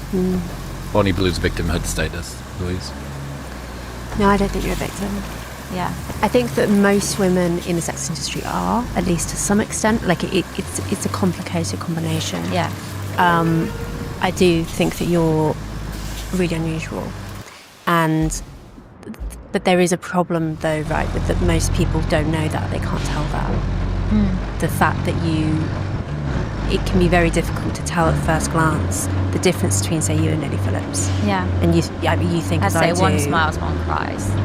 I suppose so, but sometimes Lily smiles. Yeah. Some people can be really good at faking it, and some people as well. It can be when they're actually when they're in it, they get through by convincing themselves that it's okay, and they will sort of tell themselves a story, almost like if you're in an abusive relationship. And when you're in it, you'll be like, oh, he loves me, it's fine. And then it's only later when you've left it that you're able to realise quite how horrible it was. And that's quite a common story in the sex industry. Yeah. I mean, do you think that there are women who aspire to be like you in terms of the wealth in particular, women in the sex industry, and who are putting themselves through trauma to try and compete with you, not realising that they just don't have what it takes in terms of the psychology? I mean, I've seen it online before. There's obviously people crying. There's been people that have, been hospitalised. Yeah. All of which are then given credit because, people see them being vulnerable and they're like, oh my God, that person's crying or that person's gone to hospital. And then I get the hate because I'm not crying or not being hospitalised. And it's not easy. Like I say it's easy because it's easy for me because it comes very natural and I know my body limits. But I wouldn't necessarily recommend it to loads of people. You've got to do what's best for you and you've got to focus on happiness because you could have all the money in the world, you could have the biggest following. It's all honestly pointless if you aren't happy. So I don't think you should ever copy anyone else. And I think that's how I've been able to stay happy as well because no one's ever done what I've done. That they've done it afterwards or tried to, but I'm not following anyone. Like the things I'm even doing this month, no one's ever done before. So no, I'm not looking at anyone. What have you done this month? This month I've just had a Bonnie Blue bang bus made and I'm starting off at Scotland, which is at the top of the country, and working my way down, and I'm going to visit loads of universities to fuck the students. Right. So on the road. I'm not aware of anyone having done that before. So. Yeah, it honestly looks really cool. It's like Is it blue? Of course, blue. It says Bonnie Blue on it. Bonnie Blue's bang bus in really big writing. Are there any legal ramifications about that? No. I mean, my family. I imagine you must have a shit afterwards. hot attorney law team for this. Not really, no. Like, you're having, as long as I can park up. I mean, people have sex in the car, don't they? I'm not convinced that's legal. No. Well, maybe in the hotel or their dorm rooms, they can invite me in. I would get someone to check that first. I do think a strong legal counsel might be a good idea. Just, well, my point being that, fucking hell. I have people check things over, like, before we do it as well. Because I understand I like to reach limits. So I've got to fully understand where that limit is, because everyone wants to arrest me. Everyone, not the police, but everyone online is like, I phoned the police on her today, I've reported today. And I'm like, report me for what? Like, oh my gosh, she slept with a barely legal. The second one, and that is legal. So you're an idiot. But yeah, I do make sure everything I do is legal, because I'd be the first person. Like, I see some of the TikToks or some of the social media other OF girls or fancy girls do to promote their socials. And I think, God, if I'd have done that, I'd been arrested instantly, or I would have my socials taken. I think you get a harder time. You have more haters because you don't come across as a victim and because you never cry. That's why I get more hate. Yeah. Well, you It don't really garner should be any the other way. sympathy. Sympathy is such a huge driving force. So much so that you saying, I am not a victim of what, has not managed to dispel people calling you a victim. Yeah. I think it's people a are shame just, because so many people are victims and it's taken away from them. Like, focus on them, help them. Like, leave me. You know, I'm too far gone, as some people say. But I'm not a victim of anything. I'm in control, and that scares people. I think a lot of people are desperate to think that you're a victim, a lot of women. Yeah. Because they are so disturbed at the thought that you actually like it. Yeah. And that is okay, but don't make up I'm a victim, or don't make up sexual stories from when I was a child. Like, it's fucked up. Is there anything that you still don't understand about Bonnie? I think that you're a marvel of science. We might have Science. to. Yeah, I mean, I'm sure there's something. We were talking earlier about this scan, right, where you can check, your cortisol levels and all this sort of stuff to understand the chemistry of your psychology. I mean, I would guess I'd love you to do a big 5 personality test if you've never done one. What is that? It's like the gold standard of psychometric testing for personality. So it's things like your conscientiousness. I would guess you're really industrious. Yeah, I was going to say, do a. Some of these words, my I don't know guess. what you say. It's okay. Well, Louise will be able I need a to translator. bring it down to earth. Do a big 5 analysis just based on My guess. Yeah. Okay, so there are 5 facets, obviously. Can I add in the fact I love animals? Does that affect her? Yeah, maybe. I don't think there's a dimension for loving animals, but No. it probably And I don't mean appears in one of the- bestiality before that gets twisted. I mean, I love animals. So the 5 facets are openness to experience. I think you're off the charts. 100th percentile. Yeah. Conscientiousness, so meaning like how hard you work, like showing up on time, being really diligent. Again, Yeah. off the charts. Extroversion. What does that mean? You tell me, like, how do you get exhausted from talking to people all day, or could you just talk all day? No, I could talk. I get sometimes bored of answering the same questions. Like I Yeah. did an interview yesterday and it was the same shit. Oh, your family don't love you, your family this, family that. I'm like, look, I'm generally bored of it. Like I can understand why you'd think it, but like, so I sometimes get bored of answering the same things. Like I've loved that these questions today have been very different. Usually I sound like a robot. And it's probably why I've become so switched off, because as soon as you start the question, usually I already know the answer. Drop into the scripted thing I've said 5 times before. Yeah. So I think probably you are extroverted, at least quite extroverted. Yeah. Agreeable, no. I think you're deeply, deeply disagreeable, and that's part of the reason why. So agreeableness is like how much you worry about other people's feelings. Oh, okay. How selfless you are, how much you're willing to sort of put other people before yourself. I think again we're off the charts in the other direction. And neurotic. You're probably the least neurotic person I've ever spoken to. What does that mean? Like your sensitivity to negative feelings. How much Okay. you worry about things, how depressed you get. I mean, as you say, you're just happy all the time. Just kind of happy-go-lucky And I know person. everyone thinks, I see many, many videos like, she must be so depressed, she must be so unhappy. And I'm like, I'm not. And I know people think I fake it, and, I could be lying to you, but I'm You're a very really, good liar, so.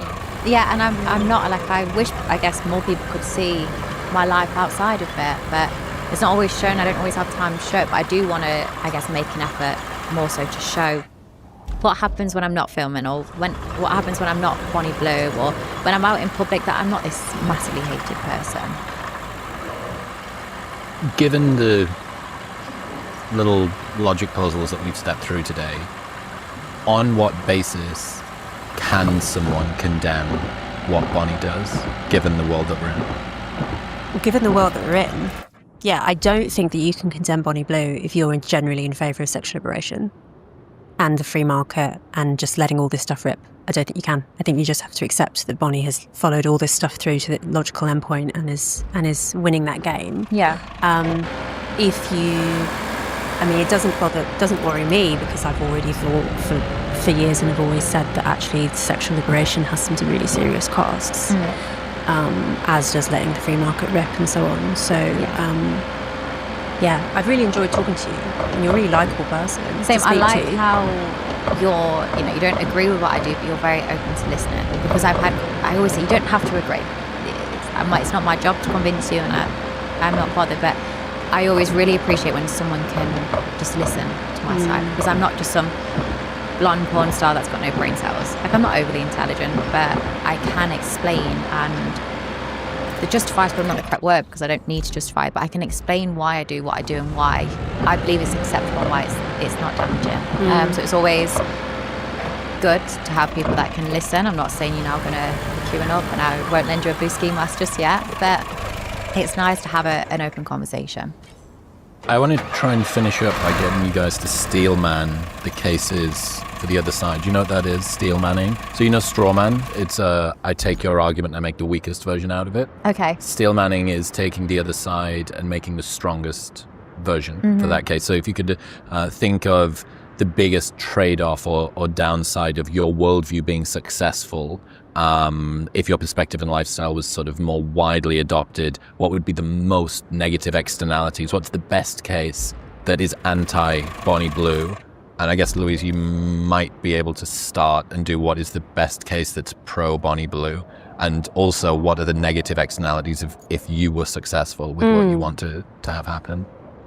Yeah, so if I had my way, I would criminalise most of what you do, and you wouldn't have all this money, right? So obviously on a personal level, gangbangs in prison. Well, but not for money. So that's obviously a personal cost for you.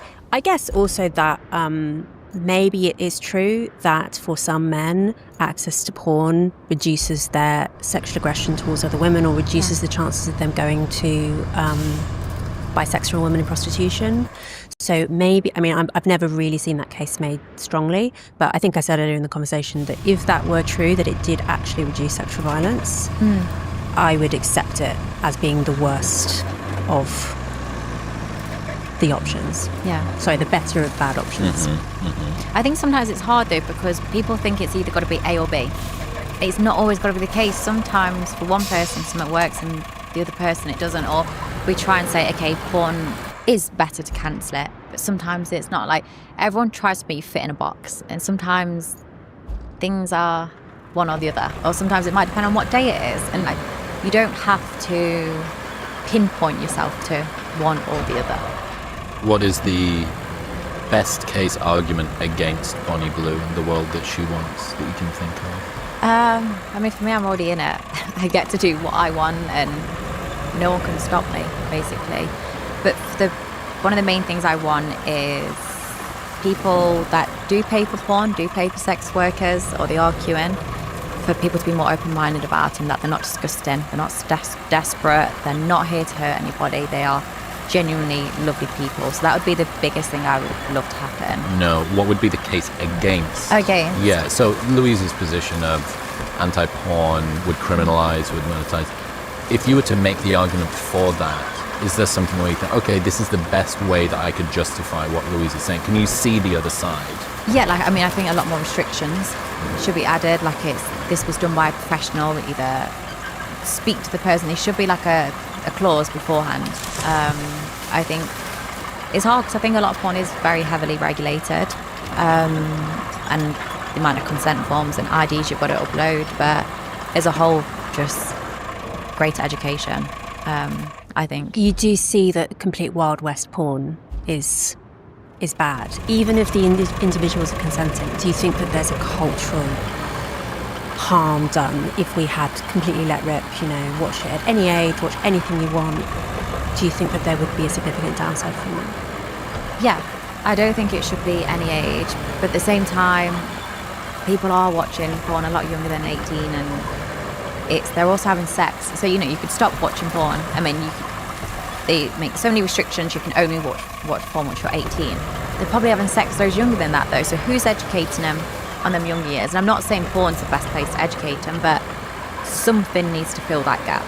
I have got an example that brings this into sort of my area of expertise, which is bro science, and I'm going to talk about fake natties. Do you know what that is? It's No. not to do with boobs. It is guys who are in the fitness industry and have achieved a very admirable physique and claim that they haven't done it without performance-enhancing drugs. Oh, okay. But they have used performance-enhancing drugs. Yeah. Fake naturals, fake natties.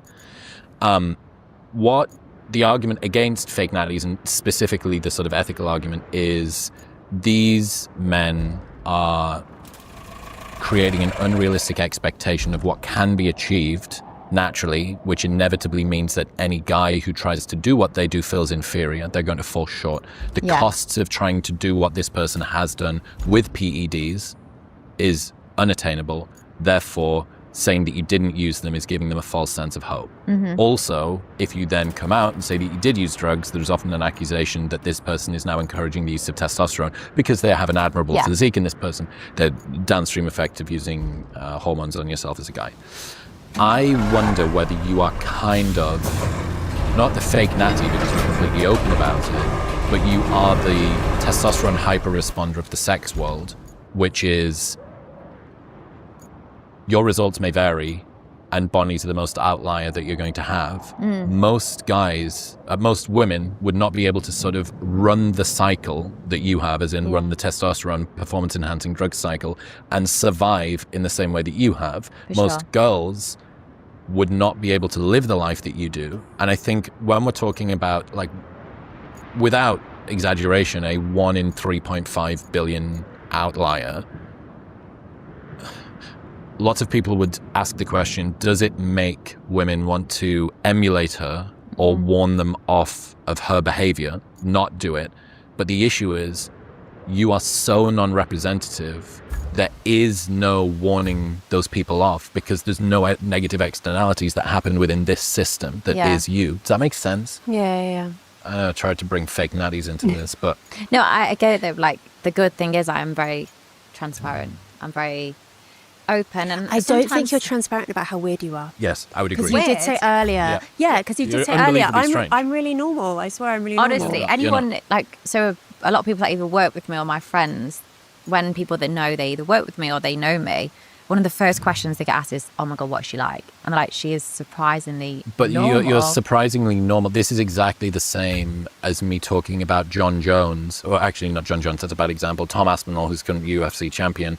And I go, oh, he's a normal guy. You know, he sits down, he eats dinner, he plays with his kids, he does the thing. It's like, yeah, but he also beats people up that are over 200 pounds for a living. Like, this guy has a very specific skill set within a very narrow domain. And yeah, he's normal outside of that, but is also within that a world champion. So I think I would encourage you to check your thinking, for want of a better term, on I am not that weird, because nobody else, you've already said yourself, nobody else has been able to do what you can do, the people that are trying to go in your path. This is the same as you having unbelievable natural strength and being able to squat. There's a guy who recently broke the deadlift record. No one else on the planet has ever been able to do that. And somebody else trying to do that will snap themselves in half trying to chase it. He is a 1 in 3.5 billion human. And I do think that creates an odd sense of the cost that other people would pay if they were to try and do the same thing. For sure. Because you do not deal with the situation in the same way. Like, largely you're inhuman in the way that you are dealing with what is going on here. Is that I guess fair? It'd be easier if I did struggle a bit and I could open up and say, look, it comes at this cost. It comes at me crying myself to sleep at night. It comes at my family are upset with me and I'm dealing with physical issues, but that isn't the case. Like, for me, it really has been an easy ride, but I do always like to try and make it as clear as possible. This is not normal for most people. I am a normal girl, but in terms of the way I deal with it and the way I'm able to manage it all, to a certain degree isn't normal. And I don't have any tips. As much as I wish I could say, look, if you do want to do this, here's some tips on how to manage it or how to be successful in it, because I don't know. You were just constructed. You were built for this sort of. I just made for it.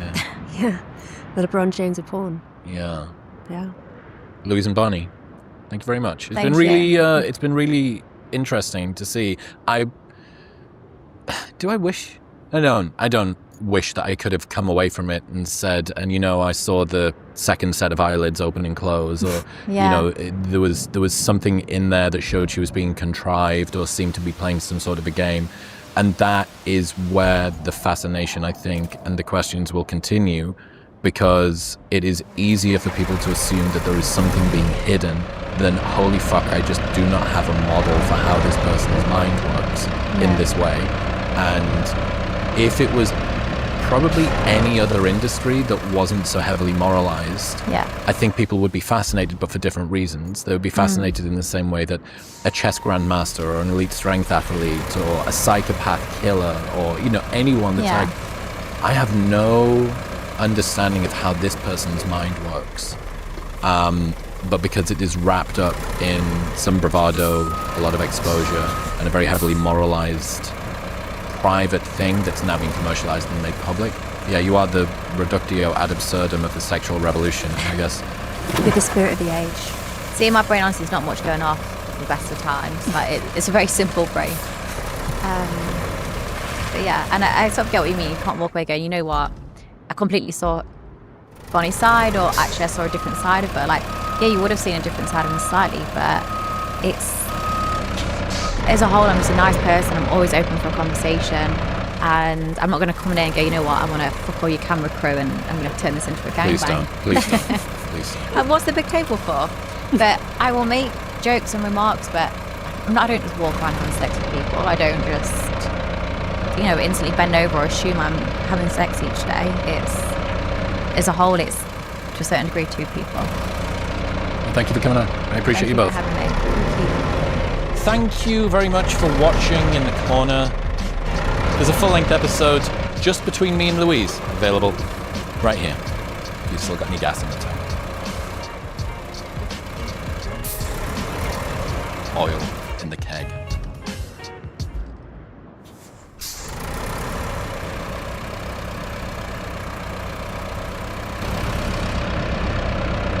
Where do you think self-esteem comes from? Gosh, I wish we knew. I mean, I think the first thing to say is it's a bit of a mystery. If we knew how to bottle this stuff, if you look at the differences between what human beings achieve, it isn't easily explained by intelligence. Everything shows that broadly speaking, intelligence accounts for the smaller portion of the massive differences in achievement. And that's galling. It isn't what the school system is really about. And I think, a lot of achievement is about imagination and is about breaking through obstacles to dreaming of a better world, a more interesting world, etc. Self-esteem is somewhere in that story, because I think self-esteem is about saying, it might happen with me. This thing I could be in charge of this thing, whatever it is. And I think class plays a role here. One of the great injuries of a working class background is that it tends to give you a sense that other people are controlling the world and you have to negotiate the obstacles they put in place, but you don't get to remove those obstacles. You just have to work your way around them. Yeah.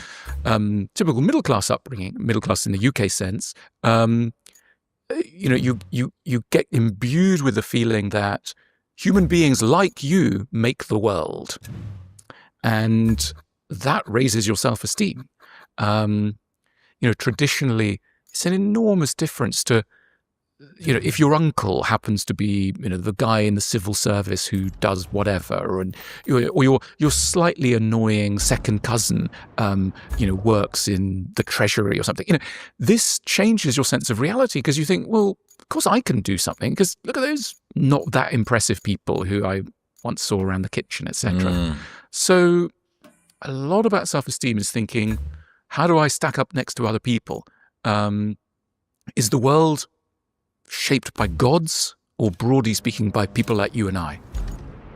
I know we're in a religious place and you must be seeming godly to the audience, but the good thing is you're not. And I think, that's one of the good things about modern technology, is that it's helped to show the world that because it's given a very granular, close-up sense of people in so-called positions of power or authority, etc.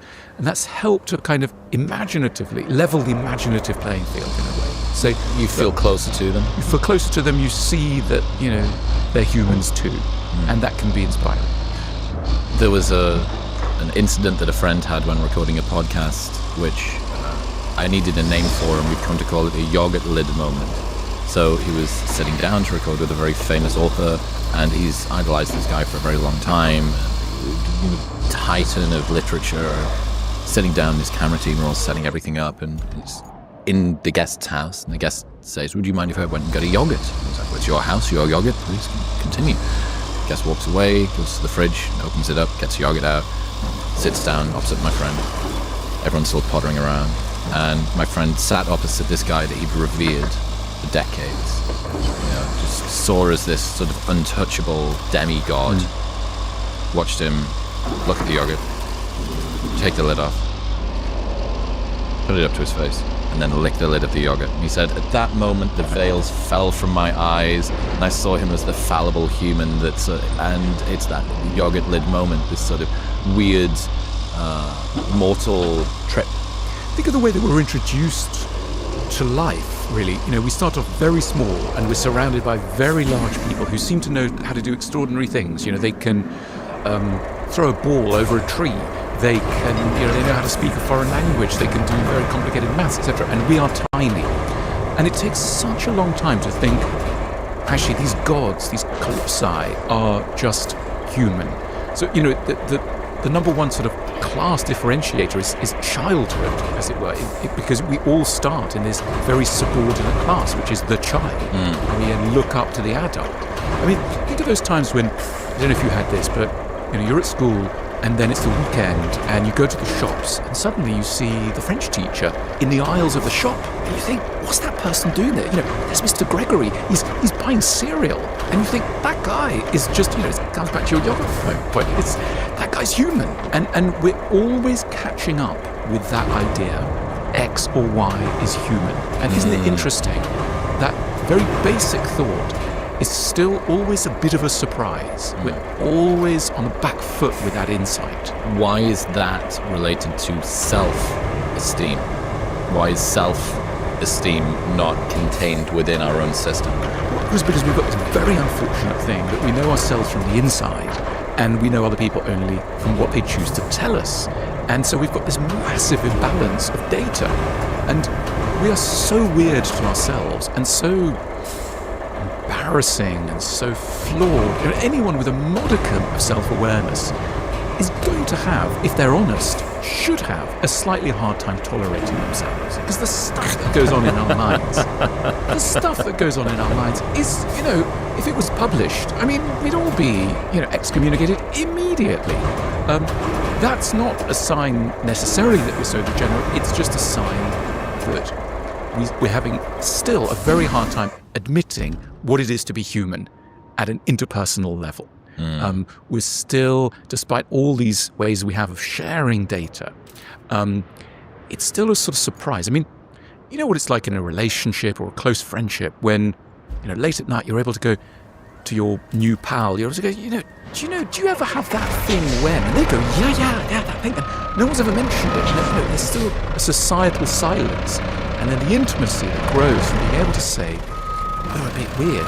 Now, the truth is, we're a bit weird like everybody else, but there is still an imbalance of knowledge and a sense. I mean, that thing where kids say things like, my family's so weird, other people's families are so normal. I went to Billy's family. They, his mum's really normal. Why are you so weird? And then, of course, in time you realise Billy's family's not normal. We just don't know them. We don't know other people as well as we know ourselves. And so we tend to think that those close to us are a bit more mad than anybody else.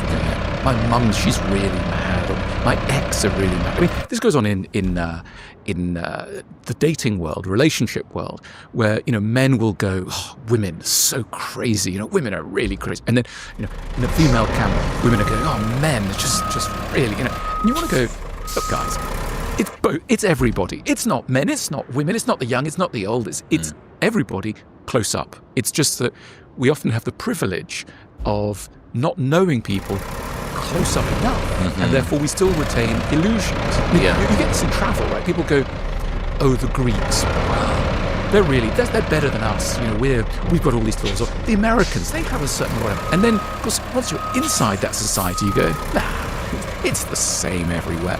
But anyway, we've got to have illusions, and bless us. So the closer that people get to you, the more you see their flaws, but unfortunately, no one is ever going to be as close to you as you are.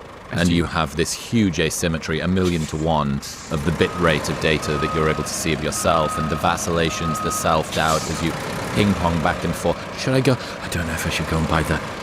I don't know if I should get that pair of shoes. I should get that pair. I'm not going to get that pair of shoes. I might do. And you go to sleep and you think, I spent last night staying awake wondering about whether or not I was going to buy a pair of shoes. I'm insane. I must be committed, not knowing that is the sort of thought that even you wouldn't tell your spouse. I didn't sleep well last night. Why? I was thinking about this pair of shoes. It's so mundane and boring that you don't even share that sort of thing. The other thing is, from the inside, it's very hard to know who you are. And one of the interesting things is how people go a bit mad when they've spent too long alone. And if you spend a long time alone, you don't know certain thoughts go a little too far. And one of the great things about company, why do we need other people? Just to be able to kind of hold us slightly in check in small ways and large. They kind of go, no, that thought is getting a little too extreme, whatever. They define us. But also, the other thing that people help us to do, other people, is give us a compact sense of who we are that eludes us. So I see you and I go, there's Chris. Now, when you're all alone, you don't think you're Chris. You just think, I'm consciousness in the universe. I'm just a giant net that's capturing thoughts and impressions. You don't know that you have a name, a beginning, a middle, or an end, etc. And when we're in company, people go, oh, you're that guy who does this, or, So other people's caricatured vision of us is actually quite helpful to us, because you think, I'm that relatively simple soul that other unifies us, gives us a sense of story. Yeah. And also because, if I look at you, you look unified. You've got two eyes, a nose, a mouth, etc. You're relatively compact, etc. But inside you, Turmoil. You don't feel any of that. It's a vast, shapeless landscape. Is self-esteem related to imposter syndrome? I think imposter syndrome was already something that I was seeing a lot of, and now I'm seeing more about increasingly this sense that the world expects something of me that maybe I've even actually done previously, but I'm scared about whether or not I'm going to be able to deliver it. Look, I know imposter syndrome causes people problems, but I'm reassured if somebody suffers from imposter syndrome. It's a sign of honesty. It's a sign of self-awareness. And of course it has its extreme versions, which, causes people a lot of pain. But if someone is aware that they might be a charlatan or might be pulling off a confidence trick, that's honesty. That's great. That's a starting point. It's just like somebody who knows they might be evil is a good person. Mm-hmm. Evil people don't worry. They might be evil. Mm-hmm. So it's, you're likely to be authentic and genuine if sometimes you think, am I a fake? That's a good sign. It's a good starting point in the same way as identifying that you're a bad driver is a good starting point for not driving fast. 100%. But it doesn't necessarily make you better on the roads. So where do we go to? Where is becoming a better driver? Okay, my imposter syndrome, thank you, Alan. You've told me that I'm not so up my own arse that I can't see my own flaws. Hooray. What about starting to work through that? What about starting to get a better sense of our own capacities and capabilities? Look, a lot of it is bouncing against the world and testing yourself against reality. It's very hard to know your talents until you've had a go at something. And I think we all have this sense sometimes that some things come more easily to us than to others. I don't know how great tennis players start, but they must have a sense, I was able to hit that ball and that worked quite well. A great writer is able to think, I was able to pull off quite a nice little sentence there, and that's the beginning of a kind of growing confidence. And you need that kind of start. And I think a good life doesn't require you to do everything. It requires you to do the things that you feel you're capable of and that you're especially good at. It's no humiliation for me that I can't play tennis, for example. If somebody goes, you're terrible at this, because I don't sense a talent, but I do sense talent in that tiny area of assembling words. That's the area that, but maths I can't do, architecture I can't really do, etc. So many things I can't do. So it's about finding those little sweet spots. One of the great puzzles in life is, how do people find their vocation? How do people find their core identity, their talents? And I sometimes think of it as, it's like you're passing a metal detector over the ground, and very occasionally something will let off a little beep of intensity, of interest, of heightened thoughtfulness, and you think, there's a fragment here below the ground of my true self. Now, my true self was shattered, or it came in disassembled form. It's buried, it's scattered over a vast area. And the task of life is to recreate it from hints. And I think that, one of the great challenges, I think one of the big challenges, and it happens to every young person, is, what should I do with my life? It's one of these central questions of philosophy, in a way. Because unless you're a very rare person, you will have to assemble a vision of your future. It's not going to come ready-made, and there won't be a voice from the sky going, you are an accountant or you are a downhill skier. It's going to be something you have to assemble, and you'll assemble it in bits. You'll have to recreate the original statue of you that was shattered a long time ago and that lies across a vast area. So like an archaeologist of the self, you have to build that out, and you have to build it out of those little beeps of interest. And I think the good thing there is envy. People speak very, very low and embarrassed way about envy. You're not supposed to feel envious. I think very often when you feel a beep of envy, it's because there's a fragment of your true ambition and your true self in the life of another person. And rather than going, I must run away from it, go, no, this is a clue. What is there that you are envious of? And often envy is a very inaccurate emotion. We envy the whole of someone when actually it tends to be a part of them that we want. And so we go, I'm envious of that singer, actor, business person, etc. You want to go, hang on. It won't be the whole thing. Drill into it. What really is core here? And you might realize it's actually not their fame, their money. It's that they work with their hands, or it's that they, live in a log cabin somewhere far away from other people, or whatever it is. So the best thing to do with envy is to see it as a guide for your own ambition, not a sign of your innate jealousy and inadequacy. It's a clue. I always think about envy as the only one of the 7 deadly sins that doesn't feel good. Remind me of the other 7 deadly sins. Gluttony, sloth. Sloth doesn't feel good. You don't think sloth feels good? Have you not spent a good Sunday afternoon watching some horrible TV show on the think of the self-disgust that sloth often brings, right? You're lying on the sofa and you know that you're scrolling Instagram, and you know that your better self is being eroded. And so there's guilty sloth. Good sloth and guilty sloth. Yeah, interesting. You've probably heard me talk about element before. Well, frankly, that's because I'm dependent on it. The reason there's tea turned up too high. What am I saying?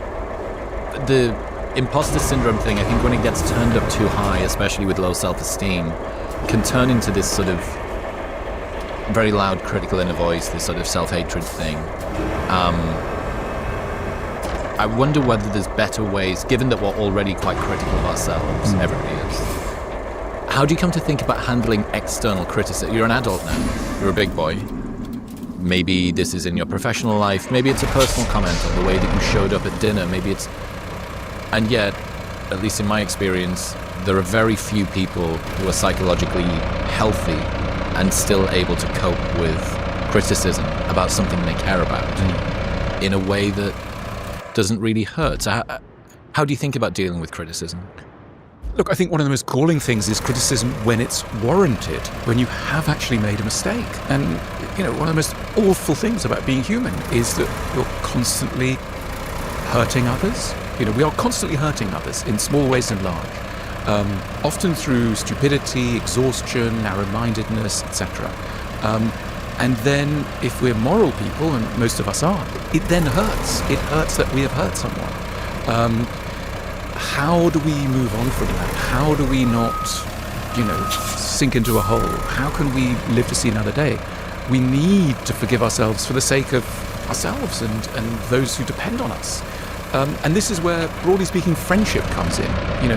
We need trusted others in whom we can confide. And we're sitting in this religious space. Confession has a long history. We need to be able to confess to a loving audience that can say, I know that you have done bad, but your heart is good. And that's a complex maneuver of the mind. And also something difficult to do in solitude or solo. I think we can't do it solo. We can't do it solo. I think this is, one of the reasons why solitude is very challenging, because we simply cannot bring to ourselves the self-compassion that we need to keep going. And, we are social creatures. If we began well in childhood, someone will have looked at us through the eyes of love And to look at someone through the eyes of love is to see that though they may have done ill, they mean well. And it sounds simple, but it's, you know, all of life is in that. And of course, then to be able to pull off that maneuver for other people. I mean, you know, it's no coincidence that the great religions all circle this. They all circle this business of confession, forgiveness, charity to others. I don't mean financial charity that has a role, but it's really charity of spirit. It's obvious. It's something we desperately need, are very bad at, and yet without it, society soon gums up. We can't go on. And we can't provide it to ourselves, which is why it's so important. You need to be told that it's important for you to do it to other people, because there's this odd sort of co-philanthropy that's occurring. I am going to pay into the pot, and you are going to pay into the pot, and everybody's going to withdraw from the pot. It's this sort of the council. On the upside, this area is rich in resources we can use. If you can gather up some wood and steel at the machine yard, we can put them to good use. We can send some resources upstream, too. There's a dam in the next region that could use our donations. All you need to do is plot a course from the machine yard to the eastern tunnel.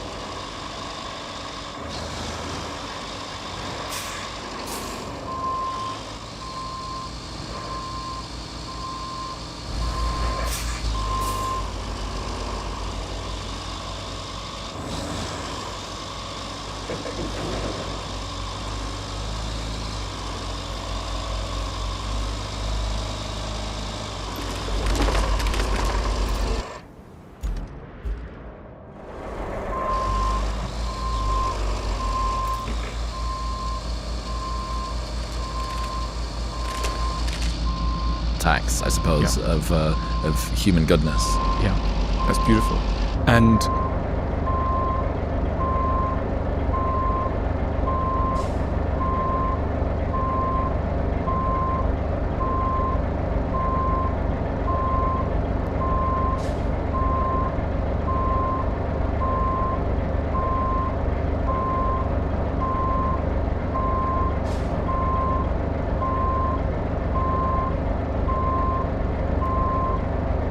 you are going to be contributing to that. See, I disagree.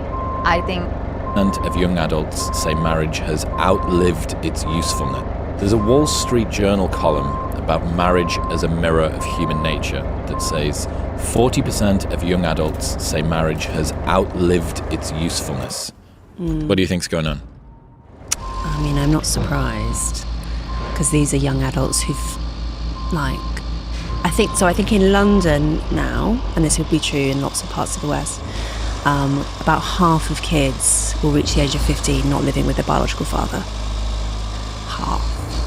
So I guess these young people just look around and they're like, well, it's like evident to me that marriage isn't working. Mary Eberstadt's got this idea about motherhood and family life as a mimetic desire. That the dearth of mothers and families causes fewer people to see them, which causes fewer people to want them, which causes fewer people to all the way down. I think that's definitely true. And you can see that in data actually with, like, if your sister or your close friend has a baby, you're more likely to have a baby in the year or two following, and vice versa. So if the people around you are not having children, you're less likely to have children yourself. I think that's so interesting, because there's always been this assumption by demographers up until birth rates started really crashing in recent decades that people would just spontaneously decide, once they had access to contraception or whatever, to have 2.1 kids. That was like the natural settling point for the human species, that we'd all reach there and we'd just stay there. And that's clearly not true, because so many countries now are falling way below replacement. And I think it's because actually there's no law of nature that says that people should want 2.1 kids. People look around them and they're like, oh, okay, everyone here has 1 or 0 or 6. And then that becomes, as you say, the mimetic desire. I think that becomes what's considered normal. And humans are completely obsessed with what's normal. Which is why I'm just generally quite skeptical of the idea of people having this, like, absolute agency or I mean, we do clearly have free will, but I think that what we consider to be desirable, normal, the life template, is so incredibly dependent on what other people around us think. Which is, I think, exactly why we've got into this downward spiral in terms of fertility. There's I love your analogy or your conception of prudishness and licentiousness, that we kind of flip-flop between the two. Mm-hmm. Which one do you think we're in now? Licentiousness transitioning to prudishness. Okay. Is this like the Perry-pilled equivalent of the hard men create strong times, weak men weak times, blah, blah, blah? Loose women create... yeah, right, okay. Yeah, maybe. I mean, I think it's kind of natural to have... I think there's always a bit of a roller coaster within culture, because you reach a point where, whatever particular excess becomes obvious. And then people start quietly thinking, hang on, I don't really like this. And then some people start saying loudly, I don't like this. And then, everyone kind of joins in.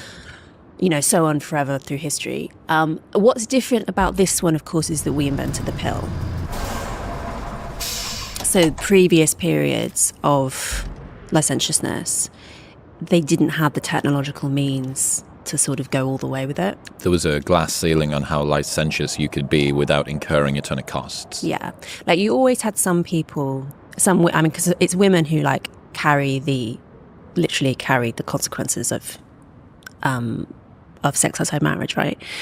There were always some women who, either because they had to, because they were in prostitution, because they were poor, or because they were, like, crazy aristocrats who just could be eccentric and get away with it, who would behave unusually. But most women in the middle, having sex is probably the most consequential thing a woman can do without contraception. So most women would take that decision very, very seriously for obvious reasons, up until the 60s. And then it's all out the window. And we can't uninvent that. Like, the pill is not going to get uninvented. even if all these, I mean, there is a little bit of a reaction of the kind of what I think of as the goop class, right? Like women who are really into wellness. The goop class. Yeah, like really into Goop. Gwyneth Paltrow. Yeah. Why is goop? What's she got to do with goop? What's that? Because there's this recognition, which I think is true, that hormonal birth control is bad for you, basically. Mm-hmm. And so there's it's not coming from traditional Catholics or anything like that. It's coming from women who are, I think, justifiably concerned about the health effects, who are doing things like fertility tracking rather than hormonal birth control. Like, that's happening, but I don't think that heralds a mass sort of rejection of the pill. Okay, dig into the goop class for me then. What are they doing? So, like, natural cycles, for instance, if you heard of this. I have, yeah. Sarah Hill did talked about a great study that was done to do with attraction to the partner when you were got together on the pill versus off the pill, etc., etc. Yeah, I know. Okay, so two things. I know quite a lot of women who've abandoned hormonal birth control and have ended up doing whatever kind of more like wellness maximizing means of fertility. You can also do things like tracking making your exercise regime gel with your menstrual cycle and things like that. Yeah, so there's a whole wealth of like technology enabled reproductive wellness available, which is good. I have nothing against it. I also know so many women who've got pregnant from doing that accidentally. What, from their exercise routine? No, got pregnant. It doesn't work that well. Like, realistically. Natural cycles is thermometer under the tongue, right? Yeah. Okay. I mean, it's like a more sophisticated version of just tracking that Catholics have done forever. But like, there's quite a good chance. Who knew it was just Catholic technology all over again? Okay, so prudishness to licentiousness, and you think that we're sort of tumbling just over the top of that super sex positive into